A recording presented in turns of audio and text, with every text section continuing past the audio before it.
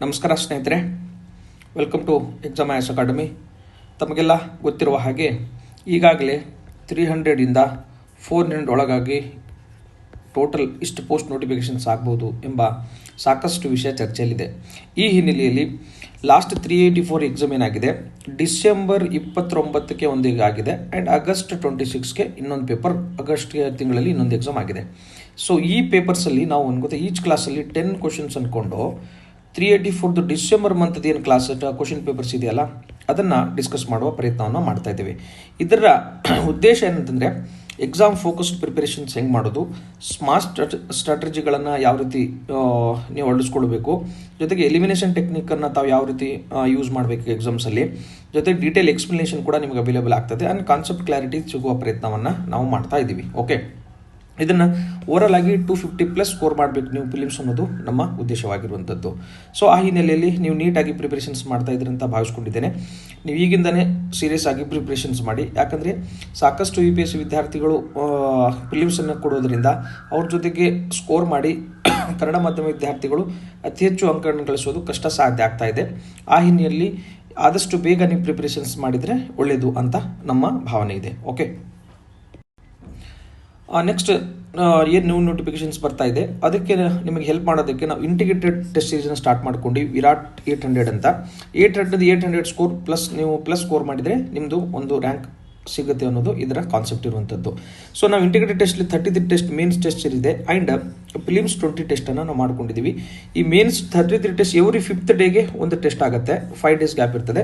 And 20 test ಏನು films ಏನಿದೆ ಇದು ಅದೇ ಸೇಮ್ ಮೇನ್ಸಲ್ಲಿ ನೀವು ಎವ್ರಿ 5th ಏನು ಟೆಸ್ಟ್ ಬರೀತೀರಾ ಅದ್ರ ಮೇಲೆ ಎವ್ರಿ ಸಂಡೇ ಏನಾಗುತ್ತೆ ಅಂದರೆ ಫಿಲ್ಮ್ ಟೆಸ್ಟ್ ಸೀರೀಸ್ ಆಗ್ತದೆ. ಆ ಫಿಲ್ಮ್ ಟೆಸ್ಟ್ ಶೆಡ್ಯೂಲ್ ಕೂಡ ಇಲ್ಲಿ ನಿಮಗೆ ಅವೈಲೇಬಲ್ ಇದೆ. ಓಕೆ, ನಿಮಗೆ ಏನೇ ಡೌಟ್ಸ್ ಇದ್ರೂ ಕೂಡ 9739555700 ನಂಬರ್ಗೆ ನೀವು ಕಾಲ್ ಮಾಡಿ. ಓಕೆ, ವಿತೌಟ್ ಫರ್ದರ್ ಡಿಲೇ ನಾವೇನು ಮಾಡೋಣ, ಡೈರೆಕ್ಟಾಗಿ ಕ್ಲಾಸ್ಗೆ ಜಂಪ್ ಆಗೋಣ. ಫಸ್ಟ್ ಕ್ವಶನನ್ನು ಡಿಸ್ಕಸ್ ಮಾಡ್ತಾ ಬರೋಣ. ಯಾವುದೇ ಈಗ ನಿಮ್ಗೆ ಆಲ್ರೆಡಿ ಹೇಳಿದ್ದೀನಿ, ಇಂಟ್ರೊಡಕ್ಷನ್ ಪಾರ್ಟಲ್ಲಿ ಹೇಳಿದ್ದೀನಿ, ನಿಮ್ಮ ತಯಾರಿಯನ್ನು ನೀವು ಅಚ್ಚುಕಟ್ಟಾಗಿ ಪ್ರಾರಂಭಿಸಿ. ಯಾಕಂದರೆ main syllabus is A very length ಇದೆ, ಅದನ್ನು ತಯಾರು ಮಾಡೋಕ್ಕೆ ನಿಮಗೆ ಸಾಕಷ್ಟು ಸಮಯಾವಕಾಶ ಕೂಡ ನಿಮಗೆ ಬೇಕಾಗ್ತದೆ. ಓಕೆ, ಫಸ್ಟ್ ಕ್ವಶನ್ ನೋಡಿ, consider the following statement related madam Bikaji ಕಾಮ ಅಂತ ಕ್ವಶನ್ಸನ್ನು ಕೇಳಿ. ಮೇಡಮ್ ಬಿಕಾಜಿ ಕಾಮ ಅವ್ರ ಬಗ್ಗೆ 3 ಸ್ಟೇಟ್ಮೆಂಟ್ಸ್ಗಳನ್ನು ಕೊಟ್ಟಿದ್ದಾನೆ. ಆ ಸ್ಟೇಟ್ಮೆಂಟ್ಸ್ಗಳು 1 by 1 ನಾವು ಅನಾಲಿಸಿಸ್ ಮಾಡ್ತಾ ಹೋಗೋಣ. C is known as mother of Indian revolution ಅಂತ ಕರಿತೀವಿ. ಓಕೆ, ಈ ಸ್ಟೇಟ್ಮೆಂಟ್ ಎಲ್ಲರಿಗೂ ಗೊತ್ತಿರ್ತದೆ, ಆಲ್ಮೋಸ್ಟ್ ಅಲ್ಲಿ ಯಾರು ಬೇಸಿಕ್ ಪ್ರಿಪರೇಷನ್ಸ್ ಮಾಡ್ತಾರೆ ಅವರನ್ನು ಇಂಡಿಯನ್ ರೆವಲ್ಯೂಷನ್ನ ಕ್ರಾಂತಿಕಾರಿಗಳ ತಾಯಿ ಅಂತ ಕರೀತಾರೆ. ಈ ಸ್ಟೇಟ್ಮೆಂಟ್ ಕರೆಕ್ಟ್ ಇದೆ. ಓಕೆ, ಒಂದು ಸ್ಟೇಟ್ಮೆಂಟ್ ಕರೆಕ್ಟ್ ಇದೆ. ಓಕೆನಾ, ಅಂದರೆ none of the option correct ಅನ್ನೋದು ಆಪ್ಷನ್ಸ್ 4 ಎಲಿಮಿನೇಷನ್ ಆಯಿತು. ಓಕೆ, 1907ರಲ್ಲಿ She addressed the delegation of International Women Congress and unfolded Indian trade flag with middle Vande Mataram ಇತ್ತು ಅಂಡ್ ಮಿಡಲ್ ವಂದೇ ಮಾತರಂ ಇತ್ತು ಅಂತ ಕ್ವಶನ್ಸ್ ಅನ್ನು ಕೇಳಿದ್ದಾನೆ. ಇದು ಅರ್ಧ ಸ್ಟೇಟ್ಮೆಂಟ್ ತಪ್ಪಿದೆ. ಇಲ್ಲಿ ಏನಾಗಿದೆ ಗೊತ್ತಾ, ಈ 1907ರಲ್ಲಿ ಅವರು delegation of international women conference ಅಲ್ಲ, ಇದು ಸೋಷಲಿಸ್ಟ್ ಕಾನ್ಫರೆನ್ಸ್ ಅಂತ ಇರ್ತದೆ. ಸೋಷಲಿಸ್ಟ್ ಕಾನ್ಫರೆನ್ಸ್ ಇರ್ತದೆ. ಆ ಸೋಷಲಿಸ್ಟ್ ಕಾನ್ಫರೆನ್ಸಲ್ಲಿ ಏನಾಗುತ್ತೆ ಅಂದರೆ ಅವರು ಉದ್ದೇಶಿಸಿ ಮಾತನಾಡಿ ಅಲ್ಲಿ ತ್ರಿವರ್ಣ ಧ್ವಜವನ್ನು ಏನು ಮಾಡ್ತಾ ಹಾರಿಸ್ತಾರೆ. ಒಂದು ವರ್ಡ್ ಚೇಂಜ್ ಮಾಡಿದ್ದಾನೆ ಇಲ್ಲಿ, ವುಮೆನ್ ಕಾನ್ಫರೆನ್ಸ್ ಅಂತ ಹೇಳಿದ್ದಾನೆ, ವುಮೆನ್ ಕಾನ್ಫರೆನ್ಸ್ ಅಲ್ಲ, ಒಂದು ವರ್ಡ್ ಸೋಷಲಿಸ್ಟ್ ಅನ್ನೋದು ವರ್ಡ್ ಚೇಂಜ್ ಮಾಡಿದ್ದಾನೆ. ಈ ಸ್ಟೇಟ್ಮೆಂಟ್ಸ್ ರಾಂಗ್ ಆಗಿದೆ. ಓಕೆ ನೋಡಿ, ಈ ರೀತಿ UPSCಯಲ್ಲಿ ಮಾಡ್ತಾನೆ, ಅದೇ ರೀತಿ ಅಪ್ಲೈ ಮಾಡುವ ಪ್ರಯತ್ನವನ್ನು ಮಾಡಿದ್ದಾರೆ ಇಲ್ಲಿ. ಓಕೆ, KSದಲ್ಲಿ. ನೆಕ್ಸ್ಟ್ ನೋಡಿ, 3ನೇ ಸ್ಟೇಟ್ಮೆಂಟಲ್ಲಿ she founded the London Indian Society 1905 ಅಂತ ಹೇಳಿದ್ದಾರೆ. ಲಂಡನ್ ಸೊಸೈಟಿ ಅಲ್ಲ, ಇದು ಪ್ಯಾರಿಸ್ ಇಂಡಿಯನ್ ಸೊಸೈಟಿಯನ್ನು ಅವ್ರು ಏನು ಮಾಡ್ತಾರೆ ಅಂದರೆ ಎಸ್ಟಾಬ್ಲಿಷ್ ಮಾಡ್ತಾರೆ. ವರ್ಡ್ಸ್ಗಳನ್ನು ಚೇಂಜ್ ಮಾಡುವ ಮೂಲಕ ಏನು ಮಾಡಿದೆ ಅಂದರೆ ವರ್ಡ್ಸ್ಗಳನ್ನು ಚೇಂಜ್ ಮಾಡುವ ಮೂಲಕ ಸ್ಟೇಟ್ಮೆಂಟ್ಸನ್ನು ರಾಂಗ್ ಮಾಡೋ ಪ್ರಯತ್ನವನ್ನು ಮಾಡ್ತಾ ಇದ್ದಾರೆ. ಸೊ ನೀವು ವರ್ಡ್ಸ್ಗಳನ್ನು ಓದಬೇಕಾದ್ರೆ ಬಹಳ ಅಚ್ಚುಕಟ್ಟಿಂದ ನೀವು ಓದಬೇಕಾಗತ್ತೆ ಆ್ಯಂಡ್ ಇಸ್ವಿಗಳನ್ನು ಬಹಳ ಅಚ್ಚುಕಟ್ಟಾಗಿ ನೀವು ನೋಡಿಕೊಂಡು ಓದಬೇಕಾಗತ್ತೆ. ಸೊ ಏನಾಯಿತು, ಆಪ್ಷನ್ಸ್ A ಒಂದು ಮಾತ್ರ ಸರಿ ಇದೆ, B ತಪ್ಪು, C ತಪ್ಪು, ಅಂದರೆ ಸ್ಟೇಟ್ಮೆಂಟ್ ಓನ್ಲಿ 1 ಈಸ್ ಕರೆಕ್ಟ್ ಒಂದು ಇಲ್ಲಿ ಉತ್ತರವಾಗಿದೆ. ಸೊ ಇಲ್ಲಿ ನಾನು ಮೇಡಮ್ ಬಿಕಾಜಿ ಕಾಮ ಅವ್ರ ಬಗ್ಗೆ ಸ್ವಲ್ಪ ಡೀಟೇಲ್ ಆಗಿ ಹಾಕೊಳ್ಳೋ ಪ್ರಯತ್ನವನ್ನು ಮಾಡ್ಕೊಂಡಿದ್ದೀನಿ. ನೋಡಿ, ಮದರ್ ಆಫ್ ಇಂಡಿಯನ್ ರೆವಲ್ಯೂಷನ್ ಅಂತ ಕರೀತಾರೆ, ಕರೆಕ್ಟ್ ಇದೆ. ನೆಕ್ಸ್ಟ್ ನೋಡಿ, she founded Paris India Society in 1905ರಲ್ಲಿ ಏನಾಗುತ್ತೆ, ಪ್ಯಾರಿಸ್ ಇಂಡಿಯಾ ಸೊಸೈಟಿ ಮಾಡ್ತಾರೆ and began to publishing Vande Mataram ಏನು ಮಾಡ್ತಾರೆ, ವಂದೇ ಮಾತರಮನ್ನು ಪಬ್ಲಿಷ್ ಮಾಡೋಕ್ಕೆ ಟ್ರೈ ಮಾಡ್ತಾರೆ. ನೆಕ್ಸ್ಟ್ ಇಲ್ಲಿ ಕೊಟ್ಟಿದ್ದಾರೆ ನೋಡಿ, ಈಗ ಆಗಸ್ಟ್ 22, 1907ನಲ್ಲಿ ಮೇಡಮ್ ಬಿಕಾಜಿ ಕಾಮ ಅವರು ತ್ರಿವರ್ಣ ಧ್ವಜವನ್ನು ಎಲ್ಲಿ ಅಂದರೆ ಇಂಟರ್ನ್ಯಾಷನಲ್ ಸೋಷಿಯಲಿಸ್ಟ್ ಕಾನ್ಫರೆನ್ಸ್ ಅಲ್ಲಿ ಜರ್ಮನಿಯಲ್ಲಿ ಏನು ಮಾಡ್ತಾರೆ ಅಂತಂದ್ರೆ ಅದನ್ನ ಹಾರಿಸ್ತಾರೆ. ಅಲ್ಲಿ ವುಮೆನ್ ಕಾನ್ಫರೆನ್ಸ್ ಇತ್ತು, ಅದನ್ನು ಕೂಡ ಸ್ಟೇಟ್ಮೆಂಟ್ ಅನ್ನ ತಪ್ಪು ಮಾಡಿದ್ದಾನೆ. ಈ 3 ಆಸ್ಪೆಕ್ಟ್ಸ್ ನಿಮಗೆ ಗೊತ್ತಿರಲಿ. ಅಂಡ್ ಮೇಡಮ್ ಬಿಕಾಜಿ ಕಾಮ ಅವರು ಎಲ್ಲಿ ಅಂದ್ರೆ ಸೆಪ್ಟೆಂಬರ್ 24, 1861 ಇಲ್ಲಿ ಮುಂಬೈಲಿ ಜನಿಸ್ತಾರೆ. ಅವ್ರ ಮೂಲ ಹೆಸರು ಏನಿದೆ ವರ್ಜಿನ್ ಬಿಕಾಜಿ ಸೊರಬ್ಜಿ ಪಟೇಲ್ ಅಂತ ಇತ್ತು. ಅವರು ಗಂಡನ ಹೆಸರು ಬಂದನಂತ ಅವರು ಬಿಕಾಜಿ ಕಾಮ ಅಂತ ಆಗ್ತಾರೆ. ನೆಕ್ಸ್ಟ್ ನೋಡಿ, ಇದರಲ್ಲಿ ಇನ್ನೂ ಇಂಪಾರ್ಟೆಂಟ್ ಏನು ಇದೆ ಅಂತಂದ್ರೆ ಅವರು ನೆಕ್ಸ್ಟ್ ಈಗ ರಿಟರ್ನ್ ಇಂಡಿಯಾಗೆ ಯಾವಾಗ ರಿಟರ್ನ್ ಆದರು ಮತ್ತು ಎಲ್ಲಿ ಅವರು ತೀರ್ಕೊಂಡ್ರು, ಆಮೇಲೆ ರಿಮೈನಿಂಗ್ ಎಷ್ಟು ಯಾವಾಗ ಅದರ ಬೇಸಿಕ್ಸ್ ಆಸ್ಪೆಕ್ಟ್ಸ್ ಏನಿದಾವೆ ಎಲ್ಲವನ್ನು ಈ ಸ್ಲೈಡಲ್ಲಿ ಹಾಕೊಳ್ಳೋ ಪ್ರಯತ್ನವನ್ನು ನಾವು ಇದು ಮಾಡ್ಕೊಂಡಿವಿ. ಓಕೆ. ಅಂಡ್ ನೋಡಿ, ಇವರಿಗೆ ಪದ್ಮಭೂಷಣ ಪ್ರಶಸ್ತಿಯನ್ನು ನಾವು ಮರಣೋತ್ತರವಾಗಿ 1958ರಲ್ಲಿ ಕೂಡ ಇವರಿಗೆ ನಾವು ಕೊಡ್ತೀವಿ. ಇದನ್ನು ಕೂಡ ಫ್ಯಾಕ್ಟ್ಸನ್ನು ನೆನಪಿಡುವ ಪ್ರಯತ್ನವನ್ನು ಮಾಡಿ. ಓಕೆ. ಇದು ಏನು ಡೀಟೇಲ್ಸ್ ಏನಿದೆ ಅವ್ರ ಬಗ್ಗೆ ಈ ಸ್ಲೈಡ್ಸ್ ನಿಮಗೆ ಏನಾಗುತ್ತಂದ್ರೆ ನಮ್ಮ ಟೆಲಿಗ್ರಾಮ್ ಚಾನೆಲ್ ನಾವು ಶೇರ್ ಮಾಡಿರ್ತೀವಿ, ಅದನ್ನು ನೆನಪಿಡುವ ಪ್ರಯತ್ನವನ್ನು ಮಾಡಿ. ಅಂಡ್ ಒಂದೇ ಮಾತ್ರ ನೋಡಿ, ಒಂದೇ ಮಾತ್ರ ಪತ್ರಿಕೆಯನ್ನು ಕೂಡ ಏನು ಮಾಡ್ತಾರೆ ಅಂದರೆ ಅವರು ನೋಡಿಸ್ತಾರೆ. ಇದನ್ನು ರಿಪೀಟೆಡ್ ಐ ಕ್ವಶನ್ಸ್ ಅನ್ನು ಕೇಳಿಕೊಂಡಿದ್ದಾನೆ. ಜಾಯಿನ್ ದಾದಾಬಾಯಿ ನವರೋಜಿ ಅವರು ಕೂಡ ಯುರೋಪ್ನಲ್ಲಿ ದಾದಾಬಾಯಿ ನವರೋಜಿ ಅವ್ರ ಜೊತೆ ಅವ್ರು ಸೇರ್ಕೊಂಡ್ರು ಕೂಡ ನಿಮಗೆ ಗೊತ್ತಿರಲಿ. ಓಕೆ. ಇಷ್ಟು ಬೇಸಿಕ್ ಆಸ್ಪೆಕ್ಟ್ಸ್ ನೀವು ನೆನ್ಪಿಡ್ತೀರ ಅಂತ ನಾನು ಭಾವಿಸ್ಕೊಳ್ತೇನೆ. ಇನ್ನು ಸ್ವಲ್ಪ ನೆನ್ಪಿಡುವ ಪ್ರಯತ್ನವನ್ನು ಮಾಡಿ. Question number 2. With reference to Indian history, Minto Morley reforms 1998 resulted in ಎಂಥ ಕ್ವಶನ್ಸನ್ನು ಕೇಳ್ಕೊಂಡಿದ್ದಾನೆ. ಮಿಂಟೋ ಮಾರ್ಲೆ ರಿಫಾರ್ಮ್ಸ್ ರಿಲೇಟೆಡ್ ಅದನ್ನು 1909 ಏನು ಗೊತ್ತಾ ಗೌರ್ಮೆಂಟ್ ಆಫ್ ಇಂಡಿಯಾ ಆ್ಯಕ್ಟ್ ಅಂತ ಕೂಡ ಕರಿತೀವಿ ಇದನ್ನು. ಇದರಲ್ಲಿ ಏನೇನು ಪ್ರೊವಿಷನ್ಸ್ ಏನು ರಿಸಲ್ಟ್ ಆಯಿತು ಅನ್ನೋದು ಏನೇನು ಇದರ ಔಟ್ಕಮ್ ಅಂತ ಕ್ವಶನ್ಸನ್ನು ಕೇಳಿದ್ದಾನೆ. ಫಸ್ಟ್ ನೋಡಿ, ಇಟ್ ಇನ್ಕ್ರೀಸ್ ಈಗ reforms promote established of self government in futures. ಈ ಪ್ರೊವಿಷನ್ ಅದರಲ್ಲಿ ಇರಲಿಲ್ಲ, ಯಾಕಂದ್ರೆ ಆ ಲೆವೆಲ್ಗೆ ಇನ್ನೂ ನಮ್ಮ ಇಂಡಿಯನ್ ಫ್ರೀಡಮ್ ಸ್ಟ್ರಗಲ್ ಮುಟ್ಟಿರಲಿಲ್ಲ. ಸೊ ಆಟೋಮೆಟಿಕ್ ಆಗಿ ಎಲಿಮಿನೇಷನ್ ಏನು ಗೊತ್ತಾ, ಇದು ರಿಸಲ್ಟ್ ಆಗ್ಲಿಕ್ಕೆ ಸಾಧ್ಯ ಇಲ್ಲ ಅನ್ನೋದು ನಿಮಗೆ ಗೊತ್ತಿರಲಿ. Okay. It increase number of seats provisional and imperial councils. ಹೌದು, ಅದರ ಸಂಖ್ಯೆಗಳನ್ನು ಏನು ಮಾಡ್ತಂದ್ರೆ ಪ್ರೊವಿಷನ್ಸ್ ಪ್ರಾಂತೀಯ ಮತ್ತು ಇಂಪೀರಿಯಲ್ ಕೌನ್ಸಿಲ್ ಏನು ಗೊತ್ತಾ ಸಂಖ್ಯೆಗಳನ್ನು ಹೆಚ್ಚಿಗೆ ಮಾಡ್ತಾನೆ. ಇದನ್ನು ಕೂಡ ಸ್ಟೇಟ್ಮೆಂಟ್ ಹೌದು. ಜೊತೆಗೆ ಸಪ್ರೇಟ್ ಎಲೆಕ್ಟ್ರೇಟ್, ಇದರ ಖಾಸಿಯತೆ, ಇದರ ವಿಶೇಷತೆ 19 ಸಪ್ರೇಟ್ ಎಲೆಕ್ಟ್ರೇಟ್ ಅನ್ನ ನಾವು ಏನು ಮಾಡ್ತೀವಿ ಅಂದರೆ ಕೊಡ್ತೀವಿ, ವೆರಿ ಇಂಪಾರ್ಟೆಂಟ್. ಜೊತೆಗೆ one Indian viceroy executive council ಅನ್ನು ಅಪಾಯಿಂಟ್ ಮಾಡ್ತೀವಿ, ಇದು ಕೂಡ ವೆರಿ ಇಂಪಾರ್ಟೆಂಟ್. ಸೊ ಇದಕ್ಕೆ ಫಸ್ಟ್ ಸ್ಟೇಟ್ಮೆಂಟ್ ಬಿತ್ತು BCD 3 ಅನ್ನೋದಕ್ಕೆ, ಇದಕ್ಕೆ ಆ 3 ಸ್ಟೇಟ್ಮೆಂಟ್ಸ್ ಇದು ಕರೆಕ್ಟ್ ಇದೆ. ಇದನ್ನು ಓಕೆನಾ. ಸೊ ಇಲ್ಲಿ ನಿಮಗೆ ಏನಿದೆ ಅಂತಂದ್ರೆ ಈ ಆಕ್ಟ್ಸ್ಗಳ ಬಗ್ಗೆ 1773 ಇಂದ 1935 ವರೆಗೆ ಏನು ಆ್ಯಕ್ಟ್ಸ್ಗಳದಾವೆ ನೋಡಿ, ಆ ಆ್ಯಕ್ಟ್ಸ್ಗಳ ಬಗ್ಗೆ ನೀವು ಕರೆಕ್ಟಾಗಿ ಗೊತ್ತಿತ್ತಂದರೆ ನೀವೇನು ಮಾಡ್ತೀರಾ ಅಂತಂದರೆ ಆನ್ಸರನ್ನು ಮಾಡ್ಬೋದಾಗಿದೆ ಇಲ್ಲಿ. ಓಕೆ. ಇಲ್ಲಿ ನಾನು ಡಿಟೇಲ್ ಆಗಿ ಹಾಕೊಳ್ಳುವ ಪ್ರಯತ್ನವನ್ನು ಮಾಡ್ಕೊಂಡಿದ್ದೇನೆ. ಇಂಡಿಯನ್ ಕೌನ್ಸಿಲ್ ಆ್ಯಕ್ಟ್ ಅಂತ ಕರಿತೀವಿ ಇದನ್ನು, 1909 ಅಥವಾ ಮಿಂಟೋ ಮಾರ್ಲೆ ರಿಫಾರ್ಮ್ಸ್ ಅಂತ ಕೂಡ ಇದನ್ನು ಕರಿತೀವಿ. ಸೊ ನೋಡಿ, ಏನು ಸ್ಟೇಟ್ಮೆಂಟ್ ಇಲ್ಲಿ ಫಸ್ಟ್ ಸ್ಟೇಟ್ಮೆಂಟ್ ಸೆಕೆಂಡ್ ಸ್ಟೇಟ್ಮೆಂಟ್ ಮೇಲೆ ಏನು ಕೊಟ್ಟಿದ್ದ, ಇಂಪೀರಿಯಲ್ ಲೆಜಿಸ್ಲೇಟಿವ್ ಕೌನ್ಸಿಲ್ ಇನ್ಕ್ರೀಸ್ ಆಯಿತು, ಕರೆಕ್ಟು, ಹೌದಲ್ವಾ. ನೆಕ್ಸ್ಟ್ ನೋಡಿ, ಇಂಪೀರಿಯಲ್ ಲೆಜಿಸ್ಲೇಟಿವ್ ಕೌನ್ಸಿಲ್ 16ರಿಂದ 60 ಮೆಂಬರ್ಸ್ಗಳನ್ನು ಹೆಚ್ಚಿಗೆ ಮಾಡ್ತಾರೆ. ಬಟ್ ಪ್ರೊವಿಷನಲ್ ಕೌನ್ಸಿಲ್ಸ್ ಕೂಡ ಎಕ್ಸ್ಪ್ಯಾಂಡ್ ಆಗುತ್ತೆ, 50 ಮೆಂಬರ್ಸ್ ಎಕ್ಸ್ಪೆನ್ಷನ್ ಆಗುತ್ತೆ. ಎರಡೂ ಸೆಕೆಂಡ್ ಸ್ಟೇಟ್ಮೆಂಟ್ ಕರೆಕ್ಟ್ ಇತ್ತು. ನೆಕ್ಸ್ಟ್ ನೋಡಿ, ಫಸ್ಟ್ ಟೈಮ್ ಏನು ಇನ್ಸ್ಟಿಟ್ಯೂಷನ್ ಸಪ್ರೇಟ್ ಮುಸ್ಲಿಮರಿಗೆ ಸಪ್ರೇಟ್ ಎಲೆಕ್ಟ್ರೇಟ್ ಕೊಡ್ತೀವಿ, ಇದು ಕೂಡ ಸೆಕೆಂಡ್ ಸ್ಟೇಟ್ಮೆಂಟ್ ಇತ್ತು. ಅಂಡ್ ನೆಕ್ಸ್ಟ್ ನೋಡಿ, ಈ ಲಾರ್ಡ್ ಮಿಂಟೋ ಅನ್ನೋದು ಈ ಕಾರಣದಿಂದ ನಾವು ಲಾರ್ಡ್ ಮಿಂಟೋ ಅನ್ನ communal electorate, father of communal electorate ಅಂತ ಕರಿತೀವಿ. And at the same time ಈಗ ನಮ್ಗೆ ಒಬ್ಬ ಭಾರತೀಯರನ್ನ ನಾವೇನು ಮಾಡ್ತೀವಿ ಲಾ ಮೆಂಬರ್ ಆಗಿ ನಾವೇನು ಮಾಡ್ತೀವಿ ಅಂತಂದ್ರೆ ಈ ಸತ್ಯೇಂದ್ರ ಪ್ರಸಾದ್ ಸಿನ್ಹಾ ಅವರನ್ನ ನಾವು ಫಸ್ಟ್ ಟೈಮ್ ವೈಸ್ರಾಯ್ ಎಕ್ಸಿಕ್ಯೂಟಿವ್ ಕೌನ್ಸಿಲ್ಸ್ಗೆ ನಾವೇನು ಅಪಾಯಿಂಟ್ ಮಾಡ್ತೀವಿ. ಈ 3 ಸ್ಟೇಟ್ಮೆಂಟ್ಸ್ಗಳನ್ನ ಏನು ಮಾಡಿದ್ದಾನೆ ಅಂದರೆ ಎಕ್ಸಾಮಿನರ್ ಕ್ವಶನ್ಸ್ ಅನ್ನ ಕೇಳಿದ್ದಾನೆ. ಅದನ್ನು ಬಿಟ್ಟು ನಿಮ್ಗೆ ಏನು ಕ್ವಶನ್ಸ್ ಕೇಳಬಹುದು, ಈಗ ನಾವು ಇನ್ಕ್ರೀಸ್ ಡೆಲಿವರೇಟಿವ್ ಪವರ್ಸ್ ಅನ್ನ ಏನು ಮಾಡಬಹುದು ಅಂದ್ರೆ ಅದನ್ನ ಕೊಟ್ಟಿದ್ರು, ಏನು ಮಾಡಿದ್ರೆ ಸಪ್ಲಿಮೆಂಟರಿ ಕ್ವಶನ್ಸ್ ಅನ್ನ ಕೇಳಬಹುದು. ಬಟ್ ರೈಟ್ ಟು ರೆಸೊಲ್ಯೂಷನ್ಸ್ ಅನ್ನ ಬಜೆಟ್ ಮೇಲೆ ರೆಸೊಲ್ಯೂಷನ್ ಮೂವ್ ಮಾಡಬಹುದು. ಬಟ್ ಸಪ್ರೇಟ್ ಐಟಮ್ಸ್ಗಳು ಹೋಲ್ ಬಜೆಟ್ ಮೇಲೆ ಡಿಸ್ಕಸ್ ಮಾಡೋಕೆ ಅವಕಾಶ ಇರಲಿಲ್ಲ. ಬಟ್ ಸಪ್ರೇಟ್ ಬಜೆಟ್ ಐಟಮ್ಸ್ಗಳ ಮೇಲೆ ಅವ್ರು ಏನು ಮಾಡ್ಬೋದು ಅಂದರೆ ರೈಟ್ ಟು ವೋಟ್ ಅವ್ರಿಗೆ ಅವಕಾಶ ಇತ್ತು. ಜೊತೆಗೆ border from the foreign policy related ಏನೇ ಆಸ್ಪೆಕ್ಟ್ಸ್ ಸಿಗುತ್ತೋ ಅವರಿಗೆ ಅವಕಾಶ ಇರಲಿಲ್ಲ. ಓಕೆನಾ. ಇದು ನಿಮಗೆ ಏನಾಗುತ್ತೆ ಅಂದರೆ ಇಂಪಾರ್ಟೆಂಟ್ ಆಸ್ಪೆಕ್ಟ್ಸ್ಗಳು, ಇದನ್ನು ಕ್ವಶನ್ಸ್ ಅನ್ನು ಕೇಳಿದ್ದಾನೆ. ಅಂಡ್ ಎಲೆಕ್ಷನ್ಸ್ ಬಗ್ಗೆ ಏನು ಇದಕ್ಕೆ first time formal system of elections indirectly completely indirect elections ಅನ್ನ ಇಲ್ಲಿ ಪ್ರಮೋಷನ್ಸ್ ಮಾಡ್ತಾ ಇದ್ರು. ಓಕೆನಾ. ನೆಕ್ಸ್ಟ್ ನೋಡಿ, ಇದು ಕೆಲವರಿಗೆ ರಿಸ್ಟ್ರಿಕ್ಟೆಡ್ ಬೇಸಸ್ ಮೇಲೆ ಹೈ ಪ್ರಯಾರಿಟಿ ಹೈ ಪ್ರಾಪರ್ಟಿ ಇದ್ದವರಿಗೆ ಎಜುಕೇಶನ್ ಹೈ ಕ್ಲಾಸ್ಗಳಿಗೆ ನಾವೇನು ಮಾಡಿದ್ವಿ ಅಂದರೆ ರೈಟ್ ಟು ವೋಟ್ ಅನ್ನ ನಾವು ಕೊಡ್ತಾ ಇದ್ದೀವಿ. ಅದನ್ನು ಕೂಡ ನೆನಪಿಡುವ ಪ್ರಯತ್ನವನ್ನ ಮಾಡಿ ನೀವು. ಓಕೆ. ನೆಕ್ಸ್ಟ್ ನೋಡಿ, ಇಲ್ಲಿ ಬ್ರೀಫ್ ಆಗಿ ಕೊಟ್ಕೊಡುವ ಪ್ರಯತ್ನವನ್ನು ಮಾಡ್ಕೊಂಡಿವಿ. ಈ ಲಾರ್ಡ್ ಮಿಂಟೋವನ್ನು ಏನು father of Indian communal electorate ಅಂತ ಕರಿತೀವಿ. ಈ ಲೆಜಿಸ್ಲೇಷನ್ 16ರಿಂದ 60 ಪ್ರೊವಿಷನ್ಸ್ ಅಪ್ ಟು 50 ಆಯಿತು. ನೆಕ್ಸ್ಟ್ ಏನು ಗೊತ್ತಾ, SP ಸಿನ್ಹಾ ಅವ್ರನ್ನ ಲಾ ಮೆಂಬರ್ನ ಅಪಾಯಿಂಟ್ ಮಾಡ್ತೀವಿ. ಇದನ್ನು ಕೂಡ ಈಗ ಯಾವ ಬೇರೆ ಬೇರೆ ಎಕ್ಸಾಮ್ಸ್ ಅಲ್ಲಿ ಏನು ಗೊತ್ತಾ ಒನ್ ಲೈನರ್ ಆಗಿ ಏನು ಗೊತ್ತಾ ಕ್ವಶನ್ಸ್ ಅನ್ನ ಕೇಳ್ಕೊಂಡಿದ್ದಾನೆ. ಸೊ ಎಲ್ಲ ಆಸ್ಪೆಕ್ಟ್ಸ್ ಏನಿದಾವೆ 1990 act is very important for exam ದೃಷ್ಟಿಯಿಂದ. ನಿಮ್ಮ ಮುಂದೆ ಕೂಡ ನಿಮಗೆ ಏನಾಗುತ್ತೆ ಅಂದ್ರೆ ನೀವು ಕ್ವಶನ್ಸ್ ಕೇಳುವ ಸಾಧ್ಯತೆ ಇರ್ತವೆ. ಸೊ ಇದೇ ರೀತಿ ನೀವೇನು ಮಾಡಿ ಅಂದ್ರೆ 19 ಕೌನ್ಸಿಲ್ ಆಕ್ಟ್ ಅನ್ನ 1935 ಅನ್ನೋದು ಗೌರ್ಮೆಂಟ್ ಆಫ್ ಇಂಡಿಯಾ ಆಕ್ಟ್ ಅನ್ನ ನೀವು ಕೂಡ ಕಂಪ್ಯಾರಿಟಿವ್ ಸ್ಟಡಿ ಮಾಡುವ ಪ್ರಯತ್ನವನ್ನ ಮಾಡಿ. ಓಕೆ, ಯಾಕಂದ್ರೆ ವೆರಿ ಇಂಪಾರ್ಟೆಂಟ್ ಫ್ಯಾಕ್ಟ್ಸ್ಗಳಿದಾವೆ.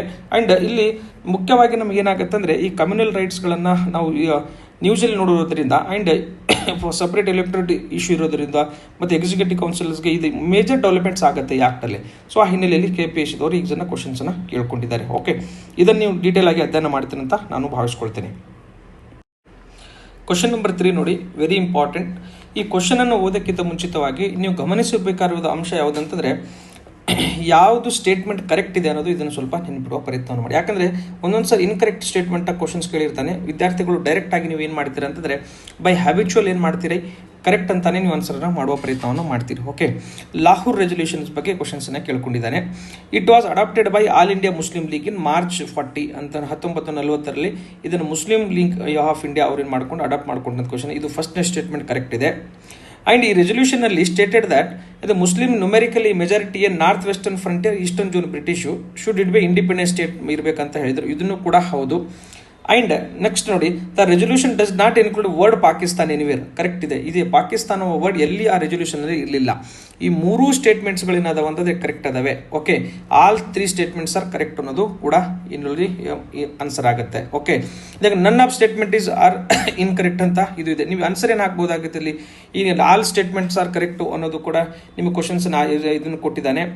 1 ಸ್ಟೇಟ್ಮೆಂಟ್ ಅಂತ ಕೊಟ್ಟಿದ್ದಾನೆ, 2 ಸ್ಟೇಟ್ಮೆಂಟ್ಸ್ ಅನ್ನು ಕೊಟ್ಟಿದ್ದಾನೆ, 3 ಸ್ಟೇಟ್ಮೆಂಟ್ 4 ಸ್ಟೇಟ್ಮೆಂಟ್ ಅಂತ ಕೂಡ ನಿಮಗೆ ಕ್ವಶನ್ಸ್ ಅನ್ನು ಕೇಳಿದ್ದಾನೆ. ಓಕೆ, ಸೊ ಆ ಹಿನ್ನೆಲೆಯಲ್ಲಿ ನೀವೇ ನೋಡಿ ಉತ್ತರವನ್ನು ಹಾಕಬೇಕು. ಟೆಕ್ನಿಕಲ್ ನಿಮ್ಗೆ ಕ್ವಶನ್ಸ್ಗೆ ಆನ್ಸರ್ ಗೊತ್ತಿದ್ರು ಕೂಡ ಈ ಟೆಕ್ನಿಕಲ್ ಆಸ್ಪೆಕ್ಟ್ಸ್ ಮೇಲೆ ನೀವೇನಾದ್ರು ತಪ್ಪು ಮಾಡುವ ಸಾಧ್ಯತೆ ಇರ್ತವೆ. ಡೈರೆಕ್ಟ್ ಆಗಿ ನಿಮಗೆ 2.5 ಮಾರ್ಕ್ಸ್ ಏನಾಗುತ್ತೆ ಅಂದರೆ ನಿಮ್ಗೆ ಕಟ್ ಆಗ್ತಾ ಹೋಗುತ್ತೆ.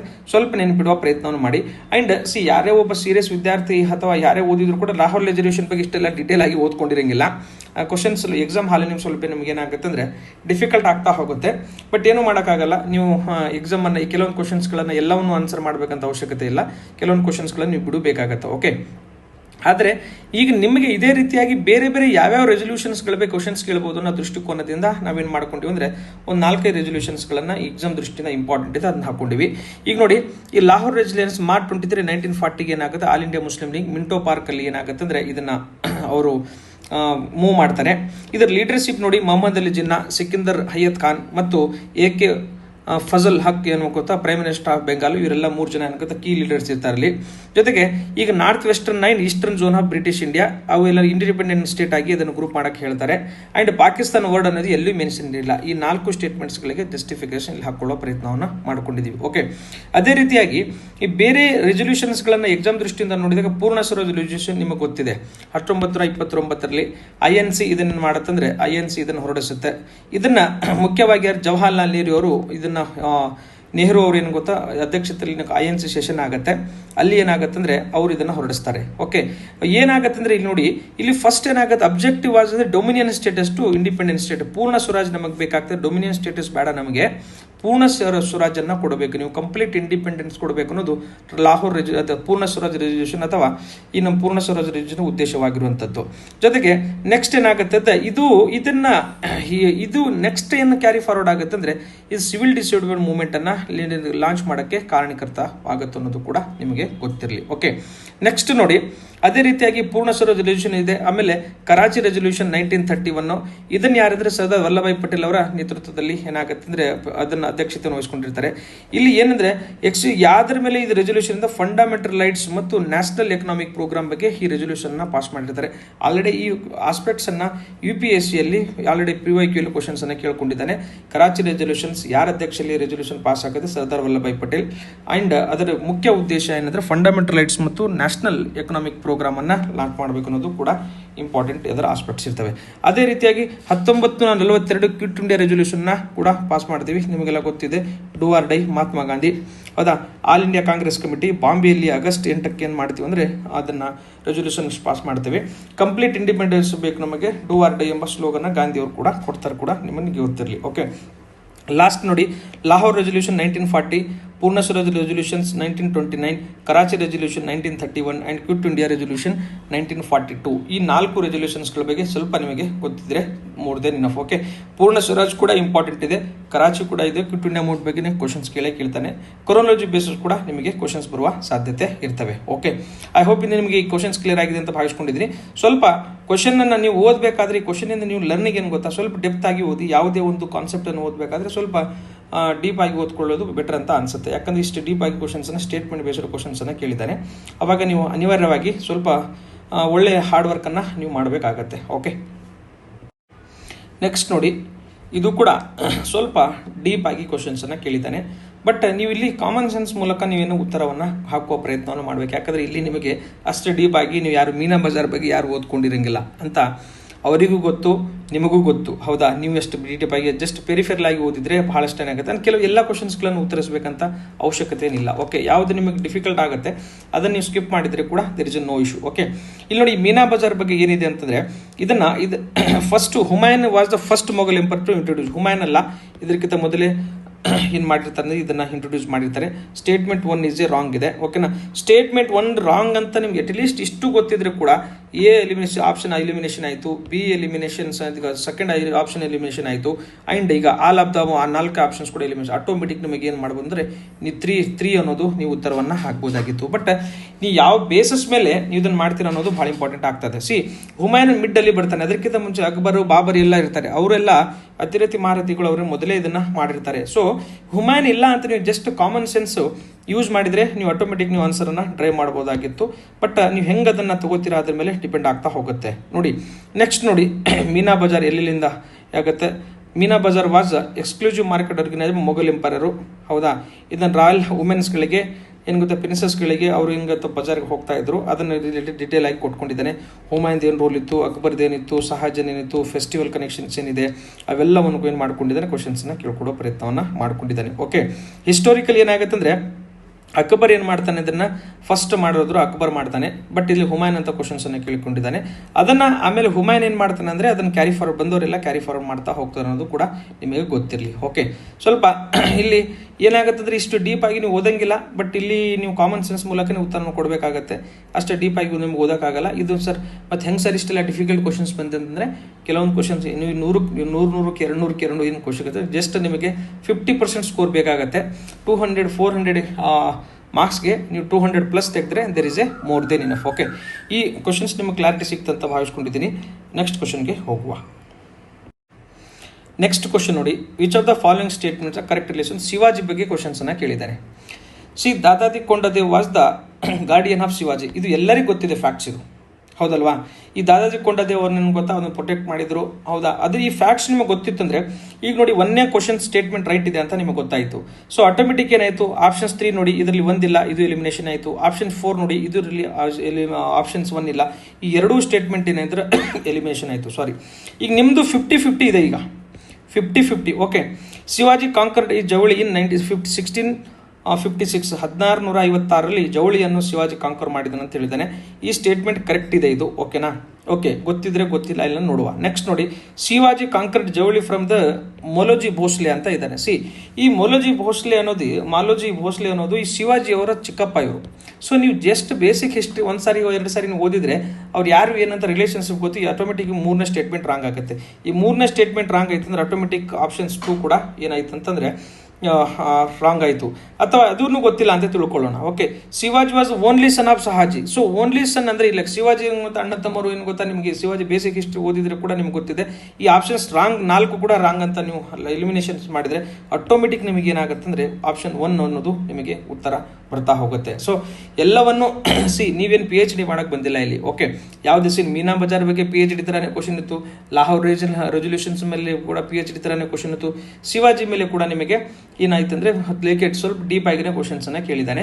ಬಟ್ ನಿಮಗೆ ಮರಾಠ ಹಿಸ್ಟ್ರಿಯನ್ನು ನೀವು ಓದ್ಕೊಂಡಿದ್ರೆ ನಿಮಗೆ ಅಟ್ಲೀಸ್ಟ್ ಬೇಸಿಕ್ಸ್ನ ಗೊತ್ತಿರ್ತದೆ. ಈಗ ಶಿವಾಜಿಗೆ ಬ್ರದರ್ಸ್ ಇದ್ದರು, ಮತ್ತೇನು ಗೊತ್ತಾ ಅದು ದಾದಾಜಿ ಕೊಂಡದೇವ್ ಅವರಿಗೆ ಅವರು ಗಾರ್ಡಿಯನ್ ಆಗಿ ವರ್ಕ್ ಮಾಡಿದರು. ಇಷ್ಟು ಬೇಸಿಕ್ ಇನ್ಫಾರ್ಮೇಷನ್ ಗೊತ್ತಿದ್ರೆ ಈ ಆನ್ಸರನ್ನು ನೀವು ಮಾಡ್ಬೋದಾಗಿದೆ. ಇದು ಪರ್ಟಿಕ್ಯುಲರ್ಲಿ ಈ ಶಿವಾಜಿ ಯಾವಾಗ ಜವಳಿಯನ್ನು ಯಾವಾಗ ಕಂಕರ್ ಮಾಡಿದ್ರು, ಈ ಭೋಸ್ಲೆ ಯಾವಾಗ ಅಂದರೆ ಯಾರಿಂದ ಮಾಡಿದ್ರು, ಇಷ್ಟೆಲ್ಲ ಬೇಸಿಕ್ಸ್ ನಿಮ್ಗೆ ಗೊತ್ತಿಲ್ಲ ಅಂತಂದರೆ ಈ ಕಾಮನ್ ಸೆನ್ಸ್ ಕ್ವಶನ್ಸ್ಗಳನ್ನು ನೀವು ಕಾಮನ್ ಸೆನ್ಸ್ ಯೂಸ್ ಮಾಡಿದರೂ ಕೂಡ ನೀವೇನು ಮಾಡ್ಬೋದಾಗಿತ್ತು ಅಂದರೆ ಉತ್ತರವನ್ನು ಕೊಡ್ಬೋದಾಗಿತ್ತು. ಓಕೆ, ಇದರ ಬಗ್ಗೆ ಹಾಕ್ಕೊಂಡಿದ್ದೀನಿ ನಾನು. ಇದು ಮಾಲೋಜಿ ಭೋಸ್ಲೆ ಅನ್ನೋದು ಅವ್ರ ಚಿಕ್ಕಪ್ಪ ಆಗಿದ್ದ. ಇದನ್ನು ಯಾರು ಮರಾಠ ಚೀಫ್ ನೋಡಿ ಈ ಚಂದ್ರರಾವ್ ಮೌರ್ಯ ಅವರಿಂದ ಏನು ಮಾಡ್ತಾನೆ, ಶಿವಾಜಿ ಜವಳಿಯನ್ನು ಏನು ಮಾಡ್ತಾನೆ ಅಂತಂದರೆ ಕಂಕರ್ ಮಾಡ್ತಾನೆ ಅನ್ನೋದು ಕೂಡ ನಿಮಗೆ ಗೊತ್ತಿರಲಿ. ಓಕೆ, ಈ ಬೇಸಿಕ್ಸ್ ನಿಮಗೆ ಗೊತ್ತಿದೆ ಅಂತ ನಾನು ಭಾವಿಸ್ಕೊಳ್ತೀನಿ. ಆ್ಯಂಡ್ ಬೇಸಿಕ್ಸ್ ಈಗ ಈ ಪೇಪರನ್ನು ಡಿಸ್ಕಸ್ ಮಾಡೋ ಉದ್ದೇಶನ ಏನಂತಂದರೆ ಯಾವುದೇ ಟಾಪಿಕನ್ನು ಓದಬೇಕಾದ್ರೆ ಸ್ವಲ್ಪ ಡೆಪ್ತ್ ಆಗಿ ಓದಿ ಆ್ಯಂಡ್ ಥರೋಲಿ ಓದುವ ಪ್ರಯತ್ನವನ್ನು ಮಾಡಿ. ಯಾವುದೇ ಶಾರ್ಟ್ಕಟ್ ನೋಟ್ಸ್ ತೊಗೊಂಡು ನಾನು ಪ್ರಿಲಿಮ್ಸ್ ಪಾಸ್ ಮಾಡಿಬಿಡ್ತೀನಿ ಅಂದರೆ ಕಷ್ಟ ಸಾಧ್ಯ ಆಗ್ಬೋದು. ಯಾಕಂದರೆ ಒಂದು ಅಟೆಂಪ್ಟ್ ಹಾಳಾಗೋ ಸಾಧ್ಯತೆ ಕೂಡ ನಿಮ್ಮದು ಇರ್ತವೆ. ಓಕೆ, ಕ್ವಶನ್ ನಂಬರ್ 6 ನೋಡಿ. ಇಲ್ಲಿ ಕೂಡ ನಿಮಗೆ ಗೊತ್ತಿತ್ತಾ? ಓಕೆ, ಆ್ಯಂಡ್ ನಿಮಗೆ ಗೊತ್ತಿರೋ ಮಾಹಿತಿ ಮೂಲಕ ನೀವೇನು ಮಾಡ್ಬೋದು ಅಂದರೆ ಇದಕ್ಕೆ ಉತ್ತರವನ್ನು ನೀವು ಕಂಡುಕೊಳ್ಬೋದಾಗಿದೆ. ಇಂಡಿಯನ್ ಸ್ಟ್ಯಾಟ್ಯೂಟರಿ ಕಮಿಷನ್ಸ್ ಅಂತ ಅಥವಾ ಅದನ್ನು ಸೈಮನ್ ಕಮಿಷನ್ ಅಂತೂ ಕೂಡ ನಾವು ಕರಿತೀವಿ. ಓಕೆ, ಸೈಮನ್ ಕಮಿಷನ್ ಅಂತ ಕರಿತೀವಿ ನೋಡಿ. ಈ ಕಮಿಷನ್ ಬಗ್ಗೆ ಏನು ಕ್ವಶನ್ಸ್ ಕೇಳಿದ್ದಾನೆ. ಈ ಕಮಿಷನ್ ವಾಸ್ ಅಪಾಯಿಂಟೆಡ್ ಇನ್ 1927 1927 ಇದನ್ನು ಏನು ಮಾಡಿದಾನೆ 1919 ಕಾಯ್ದೆಯನ್ನು ರಿವ್ಯೂ ಮಾಡೋಕ್ಕೆ ಮತ್ತು ಕಾನ್ಸ್ಟಿಟ್ಯೂಷನಲ್ ರಿಫಾರ್ಮ್ಸನ್ನು ಜಾರಿಗೆ ತರೋಕ್ಕೆ ನಾವು ಮಾಡಿದ್ವಿ ಅಂತ ಹೇಳಿದ್ವಿ. ಓಕೆ, ನಿಮ್ಗೆ ಗೊತ್ತಿತ್ತಾ? Well done. ಇಲ್ಲ ಅಂತಂದರೆ ಇರಲಿ. ನೆಕ್ಸ್ಟ್ ಸ್ಟೇಟ್ಮೆಂಟ್ ನೋಡೋಣ. So commission include only one member Indian member which sparked wide spread in protest ಅಂತ. ಈಗ ಈ ಕಮಿಷನ್ ಸೈಮನ್ ಕಮಿಷನ್ ಕೇವಲ ಏಕೈಕ ಭಾರತೀಯರಿದ್ದರು ಅಂತ ಕ್ವಶನ್ಸನ್ನು ಕೇಳಿದೆ. ನೋ, ಒಬ್ಬ ಭಾರತೀಯನೂ ಕೂಡ ಇರಲಿಲ್ಲ. ಅದೇ ಇದಕ್ಕೆ ಮೂಲ ಕಾರಣ. ಸೈಮನ್ ಗೋ ಬ್ಯಾಕ್ ಅದ ಕಾರಣನೇ ಏನಾಗಿದೆ, ಒಬ್ಬ ಭಾರತೀಯ. ಈ ಸ್ಟೇಟ್ಮೆಂಟ್ ಎಲ್ಲರಿಗೂ ಗೊತ್ತಿರ್ತದೆ.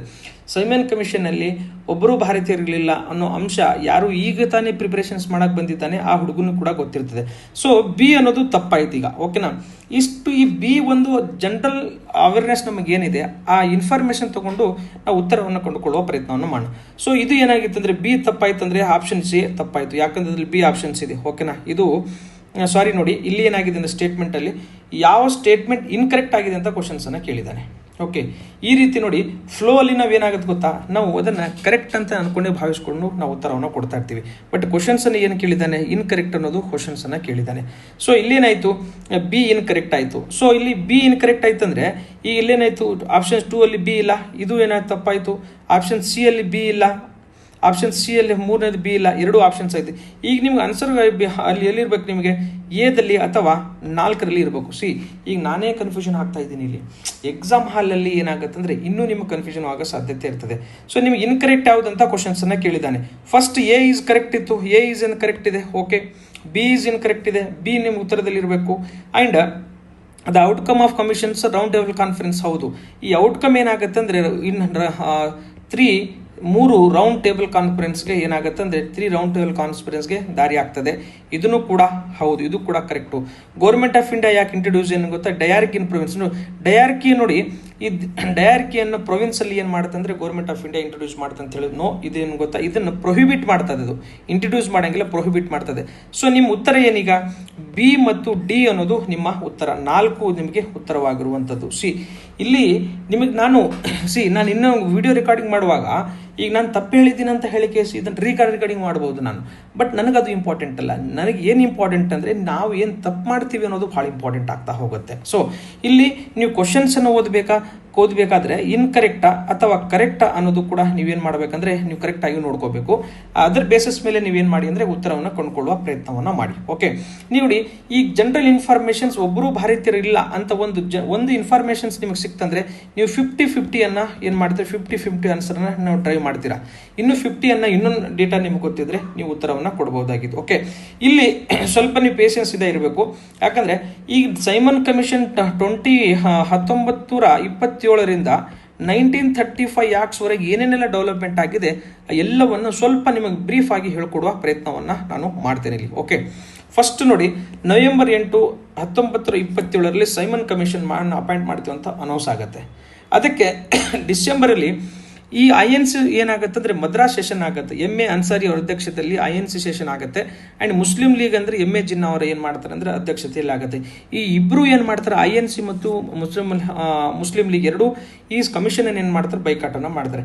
ಯಾಕೆ ಬೈಕಾಟ್ ಮಾಡ್ತಂದ್ರೆ ಅಲ್ಲಿ 7 ಜನ ಮೆಂಬರಲ್ಲಿ ಒಬ್ಬರು ಕೂಡ ಭಾರತೀಯರು ಇರಲಿಲ್ಲ ಅನ್ನೋದು ಕೂಡ ನಿಮಗೆ, ಅಲ್ಲಿ 7 ಜನ ಬ್ರಿಟಿಷರು ಇದ್ರು ಕೂಡ ನಿಮಗೆ ನೆನಪಿಡ್ಲಿ. ಓಕೆ, ಇದರ ಉದ್ದೇಶ ಏನಂದ್ರೆ 1919 ಆಕ್ಟ್ ಅನ್ನ ಏನು ಮಾಡಬೇಕಂದ್ರೆ ರಿವ್ಯೂ ಮಾಡಬೇಕು ಮತ್ತು ಫ್ಯೂಚರ್ ರಿಫಾರ್ಮ್ಸ್ ಏನು ಮಾಡಬೇಕು ಅನ್ನೋ ಸಜೆಷನ್ ಮಾಡಬೇಕು ಅನ್ನೋದು ಇದರ ಉದ್ದೇಶವಾಗಿತ್ತು. ಓಕೆ, ನೆಕ್ಸ್ಟ್ ನೋಡಿ ಏನಾಗುತ್ತೆ, ಈ ಫೆಬ್ರವರಿ 3, 1928ರಲ್ಲಿ ಬಾಂಬೆಗೆ ಏನಾಗುತ್ತೆ, ಸೈಮನ್ ಕಮಿಷನ್ ಏನಾಗುತ್ತೆ ಬರ್ತದೆ. ಓಕೆ, ಅವಾಗ ಈ ಸೈಮನ್ ಗೋ ಬ್ಯಾಕ್ ಅನ್ನೋ ಸ್ಲೋಗನ್ ಅನ್ನ ಯಾರು ಕೊಯ್ನ್ ಮಾಡ್ತಾರೆ ಅಂದ್ರೆ ಯೂಸುಫ್ ಮೆಹರ್ಲಿ ಅನ್ನೋದು ಎಂಬರಿಗೂ ಸೈಮನ್ ಗೋ ಬ್ಯಾಕ್ ಎಂಬ ಒಂದು ಸ್ಲೋಗನ್ ನಾನು ಏನು ಮಾಡ್ತಾರೆ ಅಂತಂದ್ರೆ ಕೊಯ್ನ್ ಮಾಡಿ ಅದನ್ನು ಬಾಂಬೆಗೆ ಏನು ಗೊತ್ತಾ ಇದು ಮಾಡ್ತಾರೆ. ಆ್ಯಂಡ್ ನೋಡಿ ನೆಕ್ಸ್ಟ್ ನೋಡಿ October 30 very important. October 30, 1928ರಲ್ಲಿ Lala Lajpat Roy ಮೇಲೆ ಲಾಠಿ ಚಾರ್ಜ್ ಆಗುತ್ತೆ ಇನ್ ಲಾಹೋರಲ್ಲಿ. ನವೆಂಬರ್ 17ಕ್ಕೆ ಏನಾಗುತ್ತೆ ಸಾಯ್ತಾರೆ. ಈ ಆಸ್ಪೆಕ್ಟ್ಸ್ ಏನಾಗುತ್ತೆ ಅಂದ್ರೆ ಈ ಲಾಲ್ ಪಾಲ್ ನಮ್ಮ ಭಗತ್ ಸಿಂಗ್ ಅವರಿಗೆ ಏನು ಗೊತ್ತಾ, ಇಂಥ ಮಹಾನ್ ವ್ಯಕ್ತಿಯನ್ನು ಈ ಲಾಠಿ ಚಾರ್ಜ್ ಅಲ್ಲಿ ನಾವು ಸಾಯಿಸಿರಲ್ಲ ಎಂಬುದು ಕ್ರಾಂತಿಕಾರಿ ಚಟುವಟಿಕೆಗಳಿಗೆ ಏನಾಗುತ್ತೆ ಅಂದ್ರೆ ದಾರಿದೀಪ ಆಗ್ತದೆ ಕೂಡ, ಅದು ಕೂಡ ನಿಮಗೆ ಗೊತ್ತಿದೆ. ಓಕೆ, ಅದು ಆಸ್ಪೆಕ್ಟ್ಸ್ ಬೇರೆ ಇರಲಿ. ಕ್ರೊನಾಲಜಿ ಮಾತಾಡುವ ಪ್ರಯತ್ನವನ್ನು ಮಾಡ್ತಾ ಇದ್ದೀನಿ. ಓಕೆ, ನೆಕ್ಸ್ಟ್ ನೋಡಿ 1928ರಲ್ಲಿ ಆಗಸ್ಟ್ 1928ರಲ್ಲಿ ನೆಹರು ರಿಪೋರ್ಟ್ ಏನಾಗುತ್ತೆ ಅಂದರೆ ನೆಹರು ರಿಪೋರ್ಟ್ ಪಬ್ಲಿಷ್ ಆಗುತ್ತೆ. ಇದಕ್ಕೆ ಈ ಲಾರ್ಡ್ ಬರ್ಕಿನ್ ಹೆಡ್ ಅನ್ನೋ ಭಾರತೀಯರಿಗೆ ನಿಮ್ಮ ಕೈಲಿ ಜಸ್ಟ್ ನೀವು ಮಾತಾಡ್ತೀರಾ, ನಿಮ್ಮ ಕೈಲಿ ಏನೂ ಮಾಡೋಕ್ಕಾಗಲ್ಲ ಅಂತ ಚಾಲೆಂಜನ್ನು ಮಾಡಿರ್ತಾನೆ. ಆ ಚಾಲೆಂಜನ್ನು ಎಕ್ಸೆಪ್ಟ್ ಮಾಡಿ ನಾವು ನೆಹರು ರಿಪೋರ್ಟನ್ನು ಏನು ಮಾಡ್ತಾನೆ ಇದು ರೆಡಿ ಮಾಡ್ತಾರೆ. ಆ ನೆಹರು ರಿಪೋರ್ಟಲ್ಲಿ ಏನು ನಾವು ಡಿಮಾಂಡ್ ಮಾಡಿರ್ತೀವಿ ಅಂದರೆ ನಮಗೆ ಡೊಮಿನಿಯನ್ ಸ್ಟೇಟಸ್ ಬೇಕು, ಫಂಡಮೆಂಟಲ್ ರೈಟ್ಸ್ ಬೇಕು, ಜಾಯಿಂಟ್ ಎಲೆಕ್ಟರೇಟ್ ಬೇಕು ವಿತ್ ರಿಸರ್ವೇಷನ್ ಅಂತ ಕೂಡ ನಾವೇನು ಗೊತ್ತಾ 3-4 ಮೇಜರ್ ಏನು ಮಾಡ್ತೀವಿ ನಾವು ಡಿಮಾಂಡನ್ನು ಮಾಡಿರ್ತೀವಿ. ಇದನ್ನ ಏನು ಮಾಡ್ತಾರೆ ಅಂದರೆ ಇದು BJP ಇದು ಏನಾಗುತ್ತೆ ಅಂದರೆ ಏನಾಗುತ್ತೆ ಸೆಂಟ್ರಲೈಸೇಷನ್ ಇರ್ತದೆ. ಆ್ಯಂಡ್ INC ರಿಲೇಟೆಡ್ ಸಾಕಷ್ಟು ಆಸ್ಪೆಕ್ಟ್ ಏನು ಮಾಡ್ತಾರೆ ಅಂದರೆ 1929ರಲ್ಲಿ ಜಿನ್ನಾ ಏನು ಮಾಡ್ತಾರೆ, ನೆಹರು ರಿಪೋರ್ಟ್ಗೆ ಕೌಂಟರ್ ಕೊಡೋಕ್ಕೆ 14 ಪಾಯಿಂಟ್ ಏನಾಗುತ್ತೆ ಜಿನ್ನಾಸ್ 14 ಪಾಯಿಂಟ್ ಏನು ಮಾಡ್ತಾನೆ ಅಂತಂದರೆ ಜಾರಿಗೆ ಅದನ್ನು ಮಂಡನೆ ಮಾಡ್ತಾನೆ. ಅದರಲ್ಲಿ ಏನು ಮಾಡ್ತಾನೆ ಅಂದರೆ ಸಪ್ರೇಟ್ ಎಲೆಕ್ಟರೇಟ್ ಮತ್ತು ವೀಕ್ ಸೆಂಟರ್ನ ಅವನು ಬೇಡಿಕೆಯನ್ನು ಇಡ್ತಾನೆ.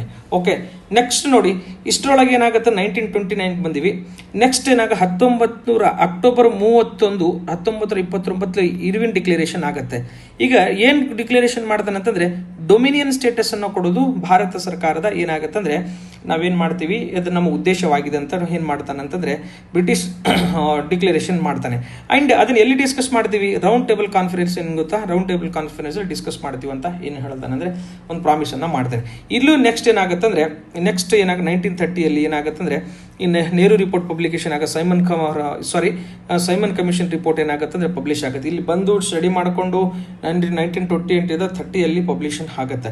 ಅದರಲ್ಲಿ ಏನು ಹೇಳಿರ್ತಾನೆ ಅಂದರೆ ಡಯಾರ್ಕಿನ ಅಬಾಲಿಷ್ ಮಾಡ್ತೀವಿ ಇನ್ ಪ್ರೊವಿನ್ಸಲ್ಲಿ. ಓಕೆನಾ, ಇನ್ನು ಪ್ರೊವಿನ್ಸಿಯಲ್ ಅಟಾನಮಿ ಕೊಡ್ತೀವಿ, ನೋ ರೆಸ್ಪಾನ್ಸಿಬಲ್ ಗೌರ್ಮೆಂಟ್ ಎಟ್ ಸೆಂಟ್ರು, ಸಪ್ರೇಟ್ ಎಲೆಕ್ಟರೇಟನ್ನು ಕಂಟಿನ್ಯೂ ಮಾಡ್ತೀವಿ. ಆ್ಯಂಡ್ ನೆಕ್ಸ್ಟ್ ಇನ್ನು ಫ್ರಾಂಚೈಸನ್ನು ವೋಟ್ ಮತದಾರ ಹಕ್ಕನ್ನು ಎಕ್ಸ್ಪಾಂಡ್ ಮಾಡ್ತೀವಿ ಬಟ್ ನಾಟ್ ಯೂನಿವರ್ಸಲ್ ಅಂತ ಹೇಳ್ತಾನೆ. ಈ ಬೇಸಿಕ್ ಆಸ್ಪೆಕ್ಟ್ಸ್ಗಳಿರ್ತವೆ. ಇದನ್ನು ನೆಕ್ಸ್ಟ್ ಇದನ್ನು ಡಿಸ್ಕಸ್ ಮಾಡೋಕ್ಕೆ ಸೈಮನ್ ಕಮಿಷನ್ ರಿಪೋರ್ಟನ್ನು ಡಿಸ್ಕಸ್ ಮಾಡೋಕ್ಕೆ ಇದು ನಿಮಗೆ ಗೊತ್ತಿರೋ ಹಾಗೆ ಏನಾಗುತ್ತೆ ಅಂದರೆ ಈ ರೌಂಡ್ ಟೇಬಲ್ ಕಾನ್ಫರೆನ್ಸ್ ಆಗುತ್ತೆ. ಈ 3 ರೌಂಡ್ ಟೇಬಲ್ ಕಾನ್ಫರೆನ್ಸ್ ಆಗುತ್ತೆ 1931ವರೆಗೆ ಏನಾಗುತ್ತೆ ಅಂದರೆ ಫಸ್ಟ್ ರೌಂಡ್ ಟೇಬಲ್ ಕಾನ್ಫರೆನ್ಸ್ ಆಗುತ್ತೆ, ಅದಕ್ಕೆ ಕಾಂಗ್ರೆಸ್ ಬೈಕಾಟ್ ಮಾಡುತ್ತೆ. ಸೆಕೆಂಡ್ ರೌಂಡ್ ಟೇಬಲ್ ಕಾನ್ಫರೆನ್ಸ್ ಆಗುತ್ತೆ, ಅದಕ್ಕೆ ಗಾಂಧಿ ಅಟೆಂಡ್ ಮಾಡ್ತಾರೆ. ಯಾಕಂದರೆ ಇಲ್ಲಿ ಗಾಂಧಿ ಇರ್ವಿನ್ ಒಪ್ಪಂದ ಆಗುತ್ತೆ. ಆ ಒಪ್ಪಂದದ ಫಲವಾಗಿ ಏನಾಗುತ್ತೆ ಅಂದರೆ ಸೆಕೆಂಡ್ ರೌಂಡ್ ಟೇಬಲ್ ಕಾನ್ಫರೆನ್ಸ್ಗೆ ಗಾಂಧೀಜಿಯವರು ಭೇಟಿ ಕೊಡ್ತಾರೆ. ಥರ್ಡ್ ರೌಂಡ್ ಕಾನ್ಫರೆನ್ಸ್ ಆಗುತ್ತೆ, ಅದಕ್ಕೆ ಕೂಡ ಏನು ಗೊತ್ತಾ ಪೂರ್ಲಿ ಅಟೆಂಡ್ ಆಗ್ತದೆ. ಯಾರು ಮಹಾತ್ಮ ಗಾಂಧಿ ಕೂಡ ಕಾಂಗ್ರೆಸ್ ಕೂಡ ಅಟೆಂಡ್ ಆಗಿರೋದಿಲ್ಲ. ಇದನ್ನು ನೆಕ್ಸ್ಟ್ ನೋಡಿ, ಇದರ ಮೂಲಕ ಏನಾಗುತ್ತೆ 1932 ಕಮ್ಯುನಲ್ ಅವಾರ್ಡನ್ನು ಕೊಡ್ತಾನೆ. ಇದಕ್ಕೆ ನಾವು ನೋಡಿ ವೆರಿ ಇಂಪಾರ್ಟೆಂಟ್, ಕಮ್ಯುನಲ್ ಅವಾರ್ಡ್ 1932 ಆಗಸ್ಟಲ್ಲಿ ಸಪ್ರೇಟ್ ಎಲೆಕ್ಟರೇಟ್ ಫಾರ್ ಡಿಪ್ರೆಸ್ಡ್ ಕ್ಲಾಸ್ಗೆ ಕೊಡ್ತಾನೆ. ವೆರಿ ಇಂಪಾರ್ಟೆಂಟ್, ಇಲ್ಲಿ ಅಂಬೇಡ್ಕರ್ ಪಾತ್ರ ಬರ್ತದೆ. ಇದರ ಹಿನ್ನೆಲೆ ಏನಾಗುತ್ತೆ ಅಂದರೆ ಇಲ್ಲಿ 1932 ಪೂನಾ ಪ್ಯಾಕ್ಟ್ ಆಗುತ್ತೆ. ಮಹಾತ್ಮ ಗಾಂಧಿ ಮತ್ತು ಅಂಬೇಡ್ಕರ್ ಸಾಹೇಬ್ರಿಗೆ ಏನಾಗುತ್ತೆ ಅಂದರೆ ಪೂನಾ ಪ್ಯಾಕ್ಟ್ ಆಗುತ್ತೆ. ಯಾವ ರೀತಿ ಇದು ಕ್ರೊನಾಲಜಿ ಲೀಡ್ ಆಗ್ತಾ ಅನ್ನೋದು ನೀವು ಅಬ್ಸರ್ವ್ ಮಾಡ್ತಾರೆ ಅಂತ ನಾನು ಭಾವಿಸ್ಕೊಂಡಿದ್ದೀನಿ. ಓಕೆ, ನೆಕ್ಸ್ಟ್ ನೋಡಿ, ಇದು ಈ ಏನು ಕಮಿಟಿಯಲ್ಲಿ ಏನೇನು ರೌಂಡ್ ಟೇಬಲ್ ಕಾನ್ಫರೆನ್ಸಲ್ಲಿ ಏನೇನು ಡಿಸ್ಕಸ್ ಆಗುತ್ತೆ, ಆ ಡಿಸ್ಕಷನ್ ಏನು ಗೊತ್ತಾ ಜಾಯಿಂಟ್ ಕಮಿಟಿ ವೈಟ್ ಪೇಪರ್ ಎಂಬ ಹೆಸರಲ್ಲಿ ಇಶ್ಯೂ ಮಾಡುತ್ತದೆ. And joint select committee Lord Linlithgow ನೇತೃತ್ವದಲ್ಲಿ ಏನಾಗುತ್ತೆ ಡ್ರಾಫ್ಟ್ ಬಿಲ್ ಆಗುತ್ತೆ. ಆ ಬಿಲ್ ಏನಾಗುತ್ತೆ ಅಂದರೆ ಮುಂದೆ 1935 ಆಕ್ಟ್ ಆಗಿ ಏನಾಗುತ್ತೆ ಜಾರಿಗೆ ಬರ್ತದೆ. ಸೊ ಇದರ ಕ್ರೊನಾಲಜಿ ಎಲ್ಲಿಂದ ಸೈಮನ್ ಕಮಿಷನ್ ಎಲ್ಲಿಂದ ಲೀಡ್ ಮಾಡುತ್ತಂದ್ರೆ ಇಲ್ಲಿ ಸೈಮನ್ ಕಮಿಷನಿಂದ 1935 ಆಕ್ಟ್ ಕಂಪ್ಲೀಟ್ ಕ್ರೋನಾಲಜಿಗೆ ವೆರಿ ಕೋರ್ ಏರಿಯಾ ಇದು. ರಿಪೀಟೆಡ್ ಆಗಿ ಇದರ ಮೇಲೆ ಕ್ವಶನ್ಸನ್ನು ಕೇಳ್ಕೊಂಡಿದ್ದಾನೆ. ಸ್ವಲ್ಪ ನಾನು ಸ್ಪೀಡಾಗಿ ಮಾಡಿದ್ದೀನಿ, ಯಾಕಂದರೆ ಈಗ ನಾನು ಕಡಿಮೆ ಸಮಯದಲ್ಲಿ ನಾನು ವಿಡಿಯೋವನ್ನು ಕಂಪ್ಲೀಟ್ ಮಾಡಬೇಕು ಅನ್ನೋದು ಕೂಡ ನನಗೊಂದು ಉದ್ದೇಶವಾಗಿರುವಂಥದ್ದು. ಸೊ ಇವೆಲ್ಲ ಏನು ಡಾಕ್ಯುಮೆಂಟ್ಸ್ ಇದೆ ನಿಮಗೆ ನಮ್ಮ ಟೆಲಿಗ್ರಾಮ್ ಗ್ರೂಪಲ್ಲಿ ಅವೈಲೇಬಲ್ ಆಗ್ತಾ ಹೋಗುತ್ತೆ, ನೀವು ಅದನ್ನು ರೆಫರ್ ಮಾಡ್ಬೋದು. ಓಕೆ, ಕ್ವಶನ್ ನಂಬರ್ 7 ನೋಡಿ. ಈ national movement in peninsular state of Mysuru has been divided under following periods book call political economy and indirect rule of Mysuru 1818-1971 ಅಂತ ಕ್ವಶನ್ಸನ್ನು ಕೇಳಿದ್ದಾನೆ. ಈಗ ಮೊಬಿಲೈಸೇಷನ್, ವಿತೌಟ್ ಆರ್ಗನೈಸೇಷನ್ ಅಂತ, ಎಲೈಟ್ ಮೊಬಿಲೈಸೇಷನ್, ಮಾಬ್ ಮೊಬಿಲೈಸೇಷನ್, ಈ 3 ಸ್ಟೇಜ್ಗಳ ಬಗ್ಗೆ ಯಾವ ಬುಕ್ಕನ್ನು ಈ ಆಥರ್ ಯಾರಂತ ಕ್ವಶನ್ಸನ್ನು ಕೇಳಿದ್ದಾನೆ. ಈ ನೀವು ಯಾರು ಓದಿರಂಗಿಲ್ಲ, ನಾವು ಯಾರು ಓದಿರಂಗಿಲ್ಲ. ಈ ಕ್ವಶನ್ಸ್ ಪ್ಯೂರ್ಲಿ ಏನು ಬಿಡಬೇಕಾಗಿರ್ತದೆ. ಇಂಥ ಒಂದು ಗೂಗ್ಲಿ ಕ್ವಶನ್ಸ್ಗಳು ಬಂದಿರ್ತವೆ, ಅದರ ಬಗ್ಗೆ ತಲೆ ಕೆಡಿಸ್ಕೊಂಗಿಲ್ಲ. ಈ ಜಾನ್ ಹೆಟನ್ ಅನ್ನೋದು ಇದರ ಲೇಖಕರಾಗಿರ್ತಾರೆ. ಬಟ್ ಇದನ್ನು ಯಾರು ಪ್ರಿಪರೇಷನ್ಸ್ ಮಾಡೋಂಗಿಲ್ಲ ನಾರ್ಮಲ್ ಆಗಿ. ಇಂಥ ಕ್ವಶನ್ಸ್ಗಳನ್ನು ನೀವೇನು ಮಾಡಬೇಕಂದ್ರೆ ಬಿಟ್ಟು ನೆಕ್ಸ್ಟ್ ಅಂತ ಹೇಳಬೇಕಂದ್ರೆ, ಯಾಕೆ ಕೆಲವೊಂದು ಕ್ವಶನ್ಸ್ಗಳು ಬಿಡಕ್ಕೆ ಇರ್ತವೆ, ನೀವು ಬಿಡಬೇಕು. ಓಕೆ, ಅದ್ರ ಜೊತೆ ನೀವೇನು ತಲೆ ಕೆಡಿಸ್ಕೊಳ್ಳುವ ಅವಶ್ಯಕತೆ ಇಲ್ಲ. ಓಕೆ, ನೆಕ್ಸ್ಟ್ ನೋಡಿ. Nagar revolt was due to faulty system renting of large of tract of land to highest bidder, a practice which led to greater oppression and discontent ಅಂತ. ಈ ಸ್ಟೇಟ್ಮೆಂಟ್ ಒಂದು ಸ್ಟೇಟ್ಮೆಂಟನ್ನು ಕೊಟ್ಟಿದ್ದಾನೆ. ಈ statement the different nature of Nagar revolt. Nagar revolt ಏನಾಗುತ್ತೆ, ನಗರ ದಂಗೆ 1830ರಿಂದ 31 ಏನು ನಗರ revolt ಆಗುತ್ತೆ ನೋಡಿ. ಒಂದು ಆ ನಗರ ರಿವೋಲ್ಟನ್ನು ಕುರಿತು, ನೇಚರ್ನ ಕುರಿತು ಒಬ್ಬರು ಸ್ಟೇಟ್ಮೆಂಟನ್ನು ಕೊಟ್ಟಿರ್ತಾರೆ.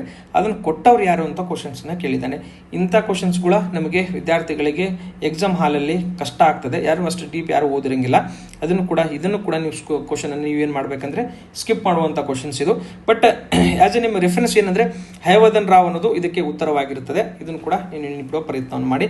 ಬಟ್ ನಿಮಗೆ ಹೋಮ್ವರ್ಕ್ ಏನು ಗೊತ್ತಾ, ಈ ಲಾರ್ಡ್ ಬೌರಿಂಗ್ ಬಗ್ಗೆ ಮತ್ತು ಮಾರ್ಕ್ ಕಬ್ಬನ್ ಬಗ್ಗೆ ಫ್ಯೂಚರಲ್ಲಿ ನಿಮಗೆ ಏನಾಗುತ್ತೆ ಅಂದರೆ ಫ್ಯೂಚರ್ಲಿ ಕ್ವಶನ್ಸ್ ಬರುವ ಸಾಧ್ಯತೆ ಇರ್ತವೆ. ಅದನ್ನು ಸ್ವಲ್ಪ ನೀವೇನು ಮಾಡಿ ಅಂದರೆ ಪ್ರಿಪರೇಷನ್ಸ್ ಮಾಡೋ ಪ್ರಯತ್ನವನ್ನು ಮಾಡಿ. ಆ್ಯಂಡ್ ಈ ದಂಗೆಗಳ ಬಗ್ಗೆ ಆಂಟಿ ಬ್ರಿಟಿಷ್ ಅಪ್ರೈಸಿಂಗ್ ಇನ್ ಕರ್ನಾಟಕ ಅಂತ ಕ್ವಶನ್ಸನ್ನು ಏನು ಗೊತ್ತಾ, ಕ್ವಶನ್ಸ್ಗಳಿಗೆ ನೀವೇನು ಮಾಡಿ ಅಂತ ನೋಡಿ. ಈ ಯಾವ್ಯಾವ ಈ ದೋಂಡಿ ಯಾವಾಗ ರಿವೋಲ್ಟ್ ಯಾವಾಗ 1800 ಆಯಿತು, ನೆಕ್ಸ್ಟ್ ವೆಲ್ಲೂರ್ ಮುಂಚೂಣಿ 1806, next Koppal rebellion 1819, next Deshmukh rebellion ಬೀದರಲ್ಲಿ ಆಗ್ತದೆ 1820, ನೆಕ್ಸ್ಟ್ ಸಿಂದಗಿ ರೆವೋಲ್ಟ್ ಅದು ವಿಜಯನಗರ ಡಿಸ್ಟಿಕ್ಕಲ್ಲಿದೆ 1824, ಮತ್ತು ಕಿತ್ತೂರು ರಾಣಿ ಚೆನ್ನಮ್ಮ ರೆವೋಲ್ಟ್ 1824, ನೆಕ್ಸ್ಟ್ ಸಂಗೊಳ್ಳಿ ರಾಯಣ್ಣ ಕಿತ್ತೂರು ದಂಗೆ ಅಂತ ಕರಿತೀವಿ 1829, ನಗರ ದಂಗೆ 1831, ಮತ್ತು ಕೊಡಗು ದಂಗೆ ಹೋಗಿನ 1835-37, ನೆಕ್ಸ್ಟ್ ಬಾದಾಮಿ ರಿವೋಲ್ಟ್ 1841, ಮತ್ತು 1857 ಇನ್ನು ಗ್ರೇಟ್ ಅಪ್ರೈಸಿಂಗ್ ಅಂತ ಕರಿತೀವಿ, ಮತ್ತು ಸೂಪರ್ ರಿವೋಲ್ಟು 1858-59. ಇದನ್ನು ಮ್ಯಾಚ್ ದಿ ಫಾಲೋಯಿಂಗ್ ಒಂದ್ಸರಿ ಕ್ವಶನ್ಸನ್ನು ಕೇಳಿದ್ದಾನೆ. ಓಕೆ, ಮ್ಯಾಚ್ ದಿ ಫಾಲೋಯಿಂಗ್ ಕ್ವಶನ್ಸನ್ನು ಕೇಳಿದ್ದಾನೆ. ಈ ಎಲ್ಲ ಡೇಟಾ ಏನಿದೆ ಈ ಗೌರ್ಮೆಂಟ್ ಆಫ್ ಕರ್ನಾಟಕ ಅಫಿಷಿಯಲ್ ವೆಬ್ಸೈಟಿಂದ ನಾವು ಇದನ್ನು ತೊಗೊಂಡಿದ್ದೀವಿ. ಓಕೆ, ಏನೇನಿದಾವೆ ಈ ಲೀಡರ್ಸ್, ಇದರ ಅಬ್ಜೆಕ್ಟಿವ್ ಏನಿದಾವೆ, ಇದರ ಲೀಡರ್ಸ್ ಯಾರು ಮತ್ತು ಔಟ್ಸ್ಕಮ್ ಏನಿತ್ತು, ಇಷ್ಟು ಬೇಸಿಕ್ಸ್ ನೀವು ಒಂದು ಚಾರ್ಟ್ ನಿಮಗೆ ಗೊತ್ತಿತ್ತಂದರೆ there is a more than enough. Just at least ಯಾವ ದಂಗೆ ಯಾವ ರೀಸನಲ್ಲಿ ನಡೆದು ಅದರ ನಾಯಕರು ಯಾರು ಅಷ್ಟು ಕೂಡ ನೆನ್ಪಿಡುವ ಪ್ರಯತ್ನವನ್ನು ಮಾಡಿ. ಓಕೆ, ಆ್ಯಂಡ್ ಇದ್ರ ಜೊತೆಗೆ ಈ ಕ್ವಶನಲ್ಲಿ ಹೋಮ್ವರ್ಕ್ ಇಂದ ಮಾರ್ಕ್ ಕಬ್ಬನ್ ಬಗ್ಗೆ ನೀವೇನು ಮಾಡಿ ಅಂದರೆ ಅಧ್ಯಯನ ಮಾಡಿ, ಆ್ಯಂಡ್ ಲಾರ್ಡ್ ಬೌರಿಂಗ್ ಬಗ್ಗೆ ಏನು ಮಾಡಿ ಅಂತಂದರೆ ಅಧ್ಯಯನ ಮಾಡುವ ಪ್ರಯತ್ನವನ್ನು ಮಾಡಿ. ಓಕೆ, ಆ್ಯಂಡ್ ಈ ಚಾರ್ಟ್ಗಳನ್ನು ಈ ಕಂಟೆಂಟ್ ನಿಮಗೆ ಎಲ್ಲಿ ಆಗುತ್ತೆ ಅಂದರೆ ನಮ್ಮ ಟೆಲಿಗ್ರಾಮ್ ಗ್ರೂಪಲ್ಲಿ ನಿಮ್ಗೆ ಅವೈಲೇಬಲ್ ಆಗ್ತಾ ಹೋಗುತ್ತೆ. ಸ್ವಲ್ಪ ನೀವು ಅದನ್ನು ರೆಫರ್ ಮಾಡುವ ಪ್ರಯತ್ನವನ್ನು ಮಾಡಿ. ಸ್ಪೀಡ್ ಆಗ್ತಾ ಇದೆ ಅಂತ ನನಗೂ ಗೊತ್ತು, ಬಟ್ ಏನಾಗ್ತದೆ ಅಂದರೆ ಸ್ವಲ್ಪ ವಿಡಿಯೋವನ್ನು ಸ್ವಲ್ಪ ಲೆಂತ್ ಕಡಿಮೆ ಮಾಡಬೇಕಾದ್ರೆ ಸ್ವಲ್ಪ ನಾನು ಸ್ಪೀಡಾಗಿ ಮಾತಾಡಬೇಕಾಗತ್ತೆ. ಬಟ್ ನಿಮ್ಗೆ ಏನು ಕನ್ವೆ ಮಾಡಬೇಕು ಅದು ಕನ್ವೆ ಆಗ್ತಾ ಇದೆ ಅಂತ ನಾನು ಭಾವಿಸ್ಕೊಂಡಿದ್ದೀನಿ. ಓಕೆ, ಫಾಲೋಯಿಂಗ್ ಕ್ವಶನ್ಸನ್ನು ಕೇಳಿದ್ದಾನೆ ಅಂತ. ಕ್ವಶನ್ ನಂಬರ್ 9 ನೋಡಿ. To which sects Ajanta most painting belongs to ಅಂತ ಕ್ವಶನ್ಸನ್ನು ಕೇಳಿದೆ. 4 ಮಹಾಯಾನ ಸೆಕ್ಟ್ಸು, ಹಿನಾಯನ, ವಜ್ರಾಯನ ಮತ್ತು ಹೀನಾಯನ ಮತ್ತು ವಜ್ರಾಯನ 4 ಪಂಥಗಳನ್ನು ಕೊಟ್ಕೊಂಡಿದ್ದಾರೆ. ಈ ಅಜಂತಾ ಪೇಂಟಿಂಗ್ಸ್ ಇದೆಯಲ್ಲ, ಈ ಅಜಂತಾ ಪೇಂಟಿಂಗ್ಸ್ಗಳು ಯಾವ ಸೆಕ್ಟ್ಸ್ಗೆ ಅಥವಾ ಯಾವ ಪಂಥಕ್ಕೆ ಹೆಚ್ಚಾಗಿ ಸೇರಿದವೆ ಅಂತ ಕ್ವಶನ್ಸನ್ನು ಕೇಳಿದ್ದಾನೆ. ಆ ಮಹಾಯಾನ ಏನು ಗೊತ್ತು ಸೆಕ್ಟ್ಸ್ ಇದೆ ಅದಕ್ಕೆ ಸೇರಿಕೊಂಡಿರೋದು ಇಂಪಾರ್ಟೆಂಟ್ ಇದೆ. ಇದಕ್ಕೆ ನೀವು ಬೇಸಿಕ್ಸ್ ಅಜಂತಾ ಪೇಂಟಿಂಗ್ಸ್ ಬಗ್ಗೆ ಯಾಕಂದರೆ ಯುನೆಸ್ಕೋ ಹೆರಿಟೇಜ್ ಸೈಟ್ಸ್ ಇರಲಿ ಸೇರಿಸ್ಕೊಂಡಿರೋದ್ರಿಂದ ಸಾಕಷ್ಟು ಇಂಪಾರ್ಟೆಂಟ್ ಆಗ್ತಾ ಹೋಗುತ್ತೆ. ನೋಡಿ, ಅಜಂತಾ ಪೇಂಟಿಂಗ್ಸ್ಗಳನ್ನು ಇದು ಓಲ್ಡೆಸ್ಟ್ ಸರ್ವೈವಿಂಗ್ ಪೇಂಟಿಂಗ್ ಅಂತ, ಮುನಾಲ್ ಪೇಂಟಿಂಗ್ ಅಂತ ನಾವು ಕರಿತೀವಿ. ಇದನ್ನು 2ನೇ ಸೆಂಚುರಿ BC ಇಂದ 5ನೇ ಸೆಂಚುರಿ AD ವರೆಗೆ ಏನಾಗುತ್ತಂದರೆ ಇದನ್ನು ನಾವು ಕಾಣಬಹುದು. ಎಲ್ಲಿದೆ ಅಂತಂದರೆ ನಿಯರ್ ಔರಂಗಾಬಾದ್, ಮಹಾರಾಷ್ಟ್ರ ಡಿಸ್ಟಿಕಲ್ಲಿ ಇದೆ. ಈ ವಗೋರಾ ರಿವರ್ ಇದೆ ನೋಡಿ, ಗೋದಾವರಿ ಟ್ರಿಬ್ಯೂಟರಿ ಇಲ್ಲಿದೆ, ಅದರ ಪಕ್ಕದಲ್ಲಿ ಇದು ಕಂಡು ಬರ್ತದೆ. ಟೋಟಲ್ ಎಷ್ಟು 29 ಕೇವ್ ಇದಾವೆ. ಓಕೆ, 29 ಕೇವಲ್ಲಿ ಅದರಲ್ಲಿ ಹೆಚ್ಚು ಬಿಲಾಂಗ್ಸ್ ಆಗುತ್ತೆ ಮಹಾಯಾನ ಬೌದ್ಧ ಸೆಕ್ಟರ್ಗೆ ಅವು ಬಿಲಾಂಗ್ ಆಗ್ತವೆ. ಅದನ್ನು ಕೂಡ ನಿಮಗೆ ಗೊತ್ತಿರಲಿ. ನೆಕ್ಸ್ಟ್ ಏನು ಗೊತ್ತಾ, ಯಾವ ಟೆಕ್ನಿಕ್ ಅನ್ನೋದು ಫ್ರೆಸ್ಕೋ ಸೆಕೋ ಟೆಕ್ನಿಕನ್ನು ನಾವೇನು ಮಾಡ್ಕೊಂಡು ಯೂಸ್ ಮಾಡ್ಕೊಂಡಿದ್ದೀವಿ, ಯಾಕಂದ್ರೆ ಅದನ್ನು ಕೂಡ ಕ್ವಶನ್ಸನ್ನು ಕೇಳಿದ್ದಾನೆ. ಸೊ ನೋಟೇಬಲ್ ನೋಡಿ 1983 ಏನಾಗುತ್ತಂದರೆ ಯುನೆಸ್ಕೋ ವರ್ಲ್ಡ್ ಹೆರಿಟೇಜ್ ಸೈಟ್ಸಲ್ಲಿ ಕೂಡ ಇದನ್ನು ಸೇರಿಸ್ಕೊಂಡಿವಿ. ಸೊ ಯುನೆಸ್ಕೋ ಹೆರಿಟೇಜ್ ಸೈಟ್ಸ್ ಯಾವ ಅದಾವೆ ಅವೆಲ್ಲದರ ಬಗ್ಗೆ ನಿಮಗೆ ಕ್ವಶನ್ಸ್ ಕೇಳುವ ಸಾಧ್ಯತೆ ಇರ್ತವೆ. ನೆಕ್ಸ್ಟ್ ಸಮ್ ನೋಟೇಬಲ್ ಪೇಂಟಿಂಗ್ಸ್ ಯಾವುದು, ಈ ಪದ್ಮಪಾಣಿ ಬೋಧಿಸತ್ವ ಅದು K1 ನಲ್ಲಿ ಏನು ಗೊತ್ತಾ ಅವಲೋಕಿತೇಶ್ವರ ಅಂತ ಕರಿತೀವಿ. ವಜ್ರಪಾಣಿ K1 ನಲ್ಲಿ ಕೂಡ ಬಂದಿದೆ. ಡೈಯಿಂಗ್ ಪ್ರಿನ್ಸಸ್ಸು, ಓಕೆನಾ. ನೆಕ್ಸ್ಟ್ ಶಬಿ ಜಾತಕ ಸ್ಟೋರೀಸ್ಗಳು, ಇವೆಲ್ಲನೂ ಏನಾಗುತ್ತೆ ರಿಪೀಟೆಡ್ ಆಗಿ ಕ್ವಶನ್ಸನ್ನು ಏನು ಇಂಪಾರ್ಟೆಂಟ್ ಆಸ್ಪೆಕ್ಟ್ಸ್ ಅದಾವೆ ಅದನ್ನು ಕೂಡ ನೆನ್ಪಿಡುವ ಪ್ರಯತ್ನವನ್ನು ಮಾಡಿ. ಆ್ಯಂಡ್ ಈ ಮುರಾಲ್ ಪೇಂಟಿಂಗ್ ಇದೆ ನೋಡಿ, ಆ ಮುರಾಲ್ ಪೇಂಟಿಂಗ್ ಬಗ್ಗೆ ನಮ್ಮ ಲೇಪಾಕ್ಷಿ ಪೇಂಟಿಂಗ್ ಇದೆ, ಮತ್ತು ನಮ್ಮ ಬಾದಾಗಿ ಪೇಂಟಿಂಗ್ ಇದೆ, ಮತ್ತು ವಿಜಯನಗರ ಕಾಲದಲ್ಲಿ ಪೇಂಟಿಂಗ್ಸ್ ಕೂಡ ಅದಾವೆ. ನೆಕ್ಸ್ಟ್ ಏನು ಗೊತ್ತಾ ಈ ಬೇರೆ ವರ್ಲಿ ಪೇಂಟಿಂಗ್ಸ್ ಇವೆಲ್ಲವನ್ನು ಕೂಡ ನಿಮ್ಗೆ ಏನಾಗುತ್ತೆ ಪೇಂಟಿಂಗ್ ಇಂಡಿಯನ್ ಪೇಂಟಿಂಗ್ಸ್ ಬಗ್ಗೆ ನಿಮಗೆ ಕ್ವಶನ್ಸ್ ಕೇಳುವ ಸಾಧ್ಯತೆ ಇರ್ತವೆ. ಅದ್ರ ಬಗ್ಗೆ ಸ್ವಲ್ಪ ನೆನ್ಪಿಡುವ ಪ್ರಯತ್ನವನ್ನು ಮಾಡಿ. ಆ್ಯಂಡ್ ಈಗ ನಮಗೆ ಅಜಂತಾ ಕೇವ್ ಪೇಂಟಿಂಗ್ಸ್ ಬಗ್ಗೆ ಮಾತ್ರ ಹಾಕೊಂಡಿದ್ದೀವಿ, ರಿಮೈನಿಂಗ್ ಪೇಂಟಿಂಗ್ಸ್ ಬಗ್ಗೆ ನೀವು ಸ್ವಲ್ಪ ಅಧ್ಯಯನ ಮಾಡಬೇಕಾಗತ್ತೆ. ಆ್ಯಂಡ್ ಅಟ್ಲೀಸ್ಟ್ ಒಂದ್ಸರಿ ಇದು ಬೇಸಿಕ್ಸ್ ಪೆರಿಫೆರಲ್ ಕ್ವಶನ್ಸ್ ಇದೆ. ನೀವೇನಾದರೂ ಇದನ್ನು ಅಜಂತಾ ಪೇಂಟಿಂಗ್ಸ್ ಬಗ್ಗೆ ನೀವು ಯುನೆಸ್ಕೋ ವರ್ಲ್ಡ್ ಹೆರಿಟೇಜ್ ಸೈಟ್ಸ್ ಬಗ್ಗೆ ಕೂಡ ನೀವು ಓದ್ಕೊಂಡಿದ್ರೆ ನಿಮ್ಗೆ ಗೊತ್ತಿತ್ತು. 29 ಮೋಸ್ಟ್ ಆಫ್ ಬಿಲಾಂಗ್ಸ್ ಟು ಬೌದ್ಧಿಸಮ್ ಅಂತ ನಮ್ಗೆ ಗೊತ್ತಿರ್ತದೆ. ಸ್ವಲ್ಪ ಡಿಫಿಕಲ್ಟ್ ಎಲ್ಲಿ ಆಗುತ್ತೆ ಅಂದರೆ ಇದು ಮಹಾಯಾನ ಮತ್ತು ಹೀನಯಾನ ಅಂತ ಕೇಳ್ಕೊಂಡಾಗ ಇಲ್ಲಿ ನಿಮ್ಮ ಕನ್ಫ್ಯೂಷನ್ ಆಗುವ ಸಾಧ್ಯತೆ ಇರ್ತದೆ. ಸ್ವಲ್ಪ ಕೇರ್ಫುಲ್ ಆಗಿ ಓದಬೇಕಾಗಿರೋದು ಇಂಪಾರ್ಟೆಂಟ್ ಇದೆ. ಓಕೆ, ಕ್ವಶನ್ ನಂಬರ್ 10 ನೋಡಿ. Consider the following statement about Raja Ram Mohan Roy ಬಗ್ಗೆ ಕ್ವಶನ್ಸನ್ನು ಕೇಳಿದ್ದೇನೆ. ಓಕೆ, ಈ ಬೇಸಿಕ್ ಫ್ಯಾಕ್ಟ್ಸ್ಗಳನ್ನು ಕೆಲವು ಜನರಲಿಸ್ಟಿಕ್ ಫ್ಯಾಕ್ಟ್ಸ್ ಇದಾವೆ, ಕೆಲವು ಸ್ಪೆಸಿಫಿಕ್ ಫ್ಯಾಕ್ಟ್ಸ್ ಇದಾವೆ. ಈ ಸ್ಪೆಸಿಫಿಕ್ ಫ್ಯಾಕ್ಟ್ಸ್ಗಳು ನಿಮಗೆ ಒಂದು ಗೊತ್ತಿದ್ರು ಕೂಡ ನೀವು ಆನ್ಸರನ್ನು ಮಾಡ್ಬೋದು. ಓಕೆ, ನೆಕ್ಸ್ಟ್ ನೋಡಿ, he wrote the Tuhfat ul Muwahhidin in Persian ಅಂತ ಕ್ವಶನ್ಸನ್ನು ಕೇಳಿದ್ದಾನೆ. ಇದು ಹೌದು, ಯಾಕಂದರೆ ಯಾವುದೇ ಒಂದು ನೋಡಿದಾಗ 2-3 ಕ್ವಶನ್ಸ್ ಪಾವರ್ಟಿ ಇನ್ ಬ್ರಿಟಿಷ್ ರೂಲ್ ಇಂಡಿಯಾ, ಈ ತುಲ್ಫತ್ ಮಹುದ್ದೀನ್ ಇದು ಒಂದು ಪರ್ಷಿಯನ್ ಭಾಷೆಯಲ್ಲಿ ಬರೀತಾನೆ, ಇದು ಕರೆಕ್ಟ್ ಇದೆ. ಓಕೆ, ನಿಮ್ಗೆ ಗೊತ್ತಿಲ್ಲ ಅಂತ ತಿಳ್ಕೊಳ್ಳೋಣ. ಓಕೆನಾ.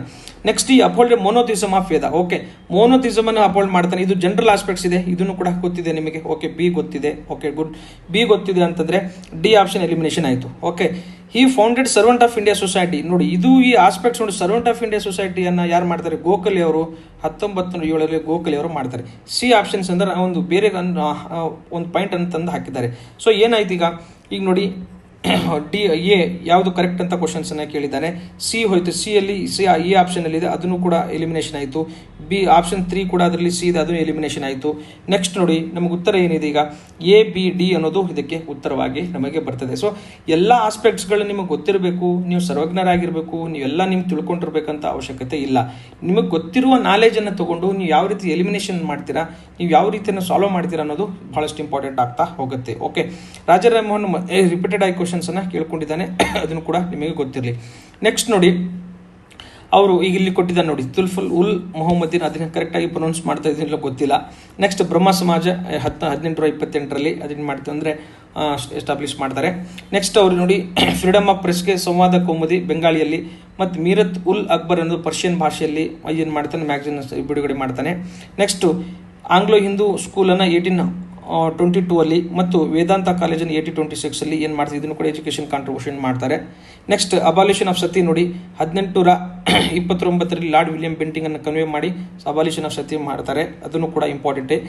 ನೆಕ್ಸ್ಟ್ ನೋಡಿ ಆತ್ಮೀಯ ಸಭಾ 1815 ಏನು ಆತ್ಮೀಯ ಸಭಾವನ್ನು ಏನು ಮಾಡ್ತಾರೆ ಅಂತಂದರೆ ಅವರು ಸಪೋರ್ಟ್ ಮಾಡ್ತಾರೆ. ಈ ಮೊನೋಥಿಸಮನ್ನೇ ಬಿಲೀವ್ ಮಾಡ್ತಾರೆ, ಅದನ್ನು ಕೂಡ ನಿಮಗೆ ಕ್ವಶನ್ಸನ್ನು ಕೇಳ್ಕೊಂಡಿದ್ದಾನೆ.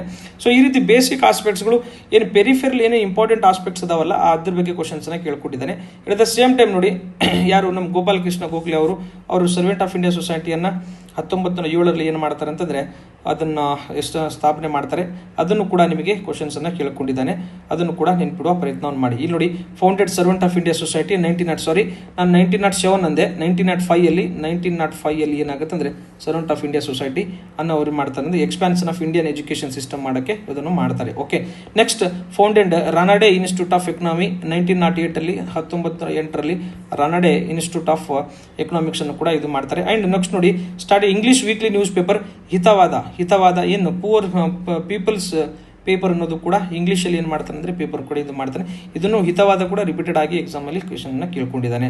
ಸೊ ಈ ಸೆಕ್ಷನಲ್ಲಿ ನಾನು ಫಸ್ಟ್ ವಿಡಿಯೋದಲ್ಲಿ 1ರಿಂದ 10 ಕ್ವಶನ್ಸ್ಗಳನ್ನು ನಾನು ಏನು ಮಾಡ್ಕೊಂಡಿದ್ದೆ ಅಂದರೆ ಡಿಸ್ಕಸ್ ಮಾಡುವ ಪ್ರಯತ್ನವನ್ನು ಮಾಡ್ಕೊಂಡಿದ್ದೀವಿ. ಓವರಾಲ್ ಆಗಿ ನೀವು ಪ್ರಿಪರೇಷನ್ಸ್ ಮಾಡಬೇಕಾದ್ರೆ ನಿಮ್ಮ ಪೆರಿಫೆರಲ್ ಪ್ರಿಪರೇಷನ್ ಹೆಲ್ಪ್ ಆಗಲ್ಲ, ನೀವು ಭಾಳ ಡೀಪಾಗಿ ಪ್ರಿಪರೇಷನ್ಸ್ ಮಾಡಬೇಕಾಗತ್ತೆ. ಆ್ಯಂಡ್ ಕೆಲವೊಂದು ಕ್ವಶನ್ಸ್ಗಳು ನಿಮಗೆ ಬರಲ್ಲ. ಓಕೆನಾ, ಅದನ್ನು ನೀವೇನು ಮಾಡಬೇಕಂದ್ರೆ ಬಿಡಬೇಕಾಗುತ್ತೆ. 2 ಕ್ವಶನ್ಸ್ ಗೊತ್ತಲ್ಲ, ನಮ್ಮ ಕರ್ನಾಟಕ ಹಿಸ್ಟ್ರಿ ಮೇಲೆ ಕ್ವಶನ್ಸ್ ಕೇಳಿದ್ದಾನೆ. But there is 2 specific kind, ಸ್ವಲ್ಪ ಡೀಪ್ ಆಗಿ ಕ್ವಶನ್ಸನ್ನು ಕೇಳ್ಕೊಂಡಿದ್ದಾನೆ. ಆ್ಯಂಡ್ ರಿಮೈನಿಂಗ್ ಕ್ವಶನ್ಸ್ ಏನಿದೆ ಎಲ್ಲವನ್ನು ನೀವು ಸ್ಟೇಟ್ಮೆಂಟ್ ಬೇಸ್ಡ್ ಕ್ವಶನ್ ಇರೋದರಿಂದ ನಿಮ್ಗೆ ಏನಾಗುತ್ತೆ, ನಿಮ್ಮ basic common sense and basic knowledge ನಿಮ್ಗೆ ಏನಿದೆ ಆ ನಾಲೆಜನ್ನು ಇಟ್ಕೊಂಡು ಎಲಿಮಿನೇಷನ್ ಟೆಕ್ನಿಕ್ಕು, ಆಪ್ಷನ್ಸ್ ಎಲಿಮಿನೇಷನ್ಸ್ ಮಾಡಿ ನೀವು ಉತ್ತರವನ್ನು ಕಂಡುಕೊಳ್ಬೇಕಾಗತ್ತೆ. ಇಲ್ಲಿ ಯಾವುದೇ ಕ್ವಶನ್ಸ್ಗಳಿಗೆ ನೀವು 10 ಕ್ವಶನ್ಸ್ನಲ್ಲಿ ಡೈರೆಕ್ಟಾಗಿ ಉತ್ತರ ಕೊಡುವಂಥ ಯಾವ ಕ್ವಶನ್ಸ್ಗಳು ಇರಲಿಲ್ಲ. ಸೊ ಇದರ ಬೇಸಿಸ್ ಮೇಲೆ ನೀವೇನು ಮಾಡಬೇಕಂದ್ರೆ ಎಷ್ಟು ಡೆಪ್ತ್ ಆಗಿ ನೀವು ಪ್ರಿಪರೇಷನ್ಸ್ ಮಾಡಬೇಕಾಗೋದು ನೀವು ಅರ್ಥ ಮಾಡ್ಕೋಬೇಕು. ಓಕೆ, ನೀವು ಅರ್ಥ ಮಾಡ್ಕೊಳ್ತೀರಂತ ಭಾವಿಸ್ಕೊಳ್ತಾ ನಮ್ಮ ವಿಡಿಯೋವನ್ನು ನಾವು ಇಲ್ಲಿಗೆ ವೈಂಡ್ ಅಪ್ ಮಾಡೋಣ. ನೆಕ್ಸ್ಟ್ ಪಾರ್ಟಲ್ಲಿ ಕ್ವಶನ್ ನಂಬರ್ 11 ಕ್ವಶನ್ ನಂಬರ್ 20ವರೆಗೆ ನಾವು ನೋಡುವ ಪ್ರಯತ್ನವನ್ನು ಮಾಡೋಣ. Thank you very much.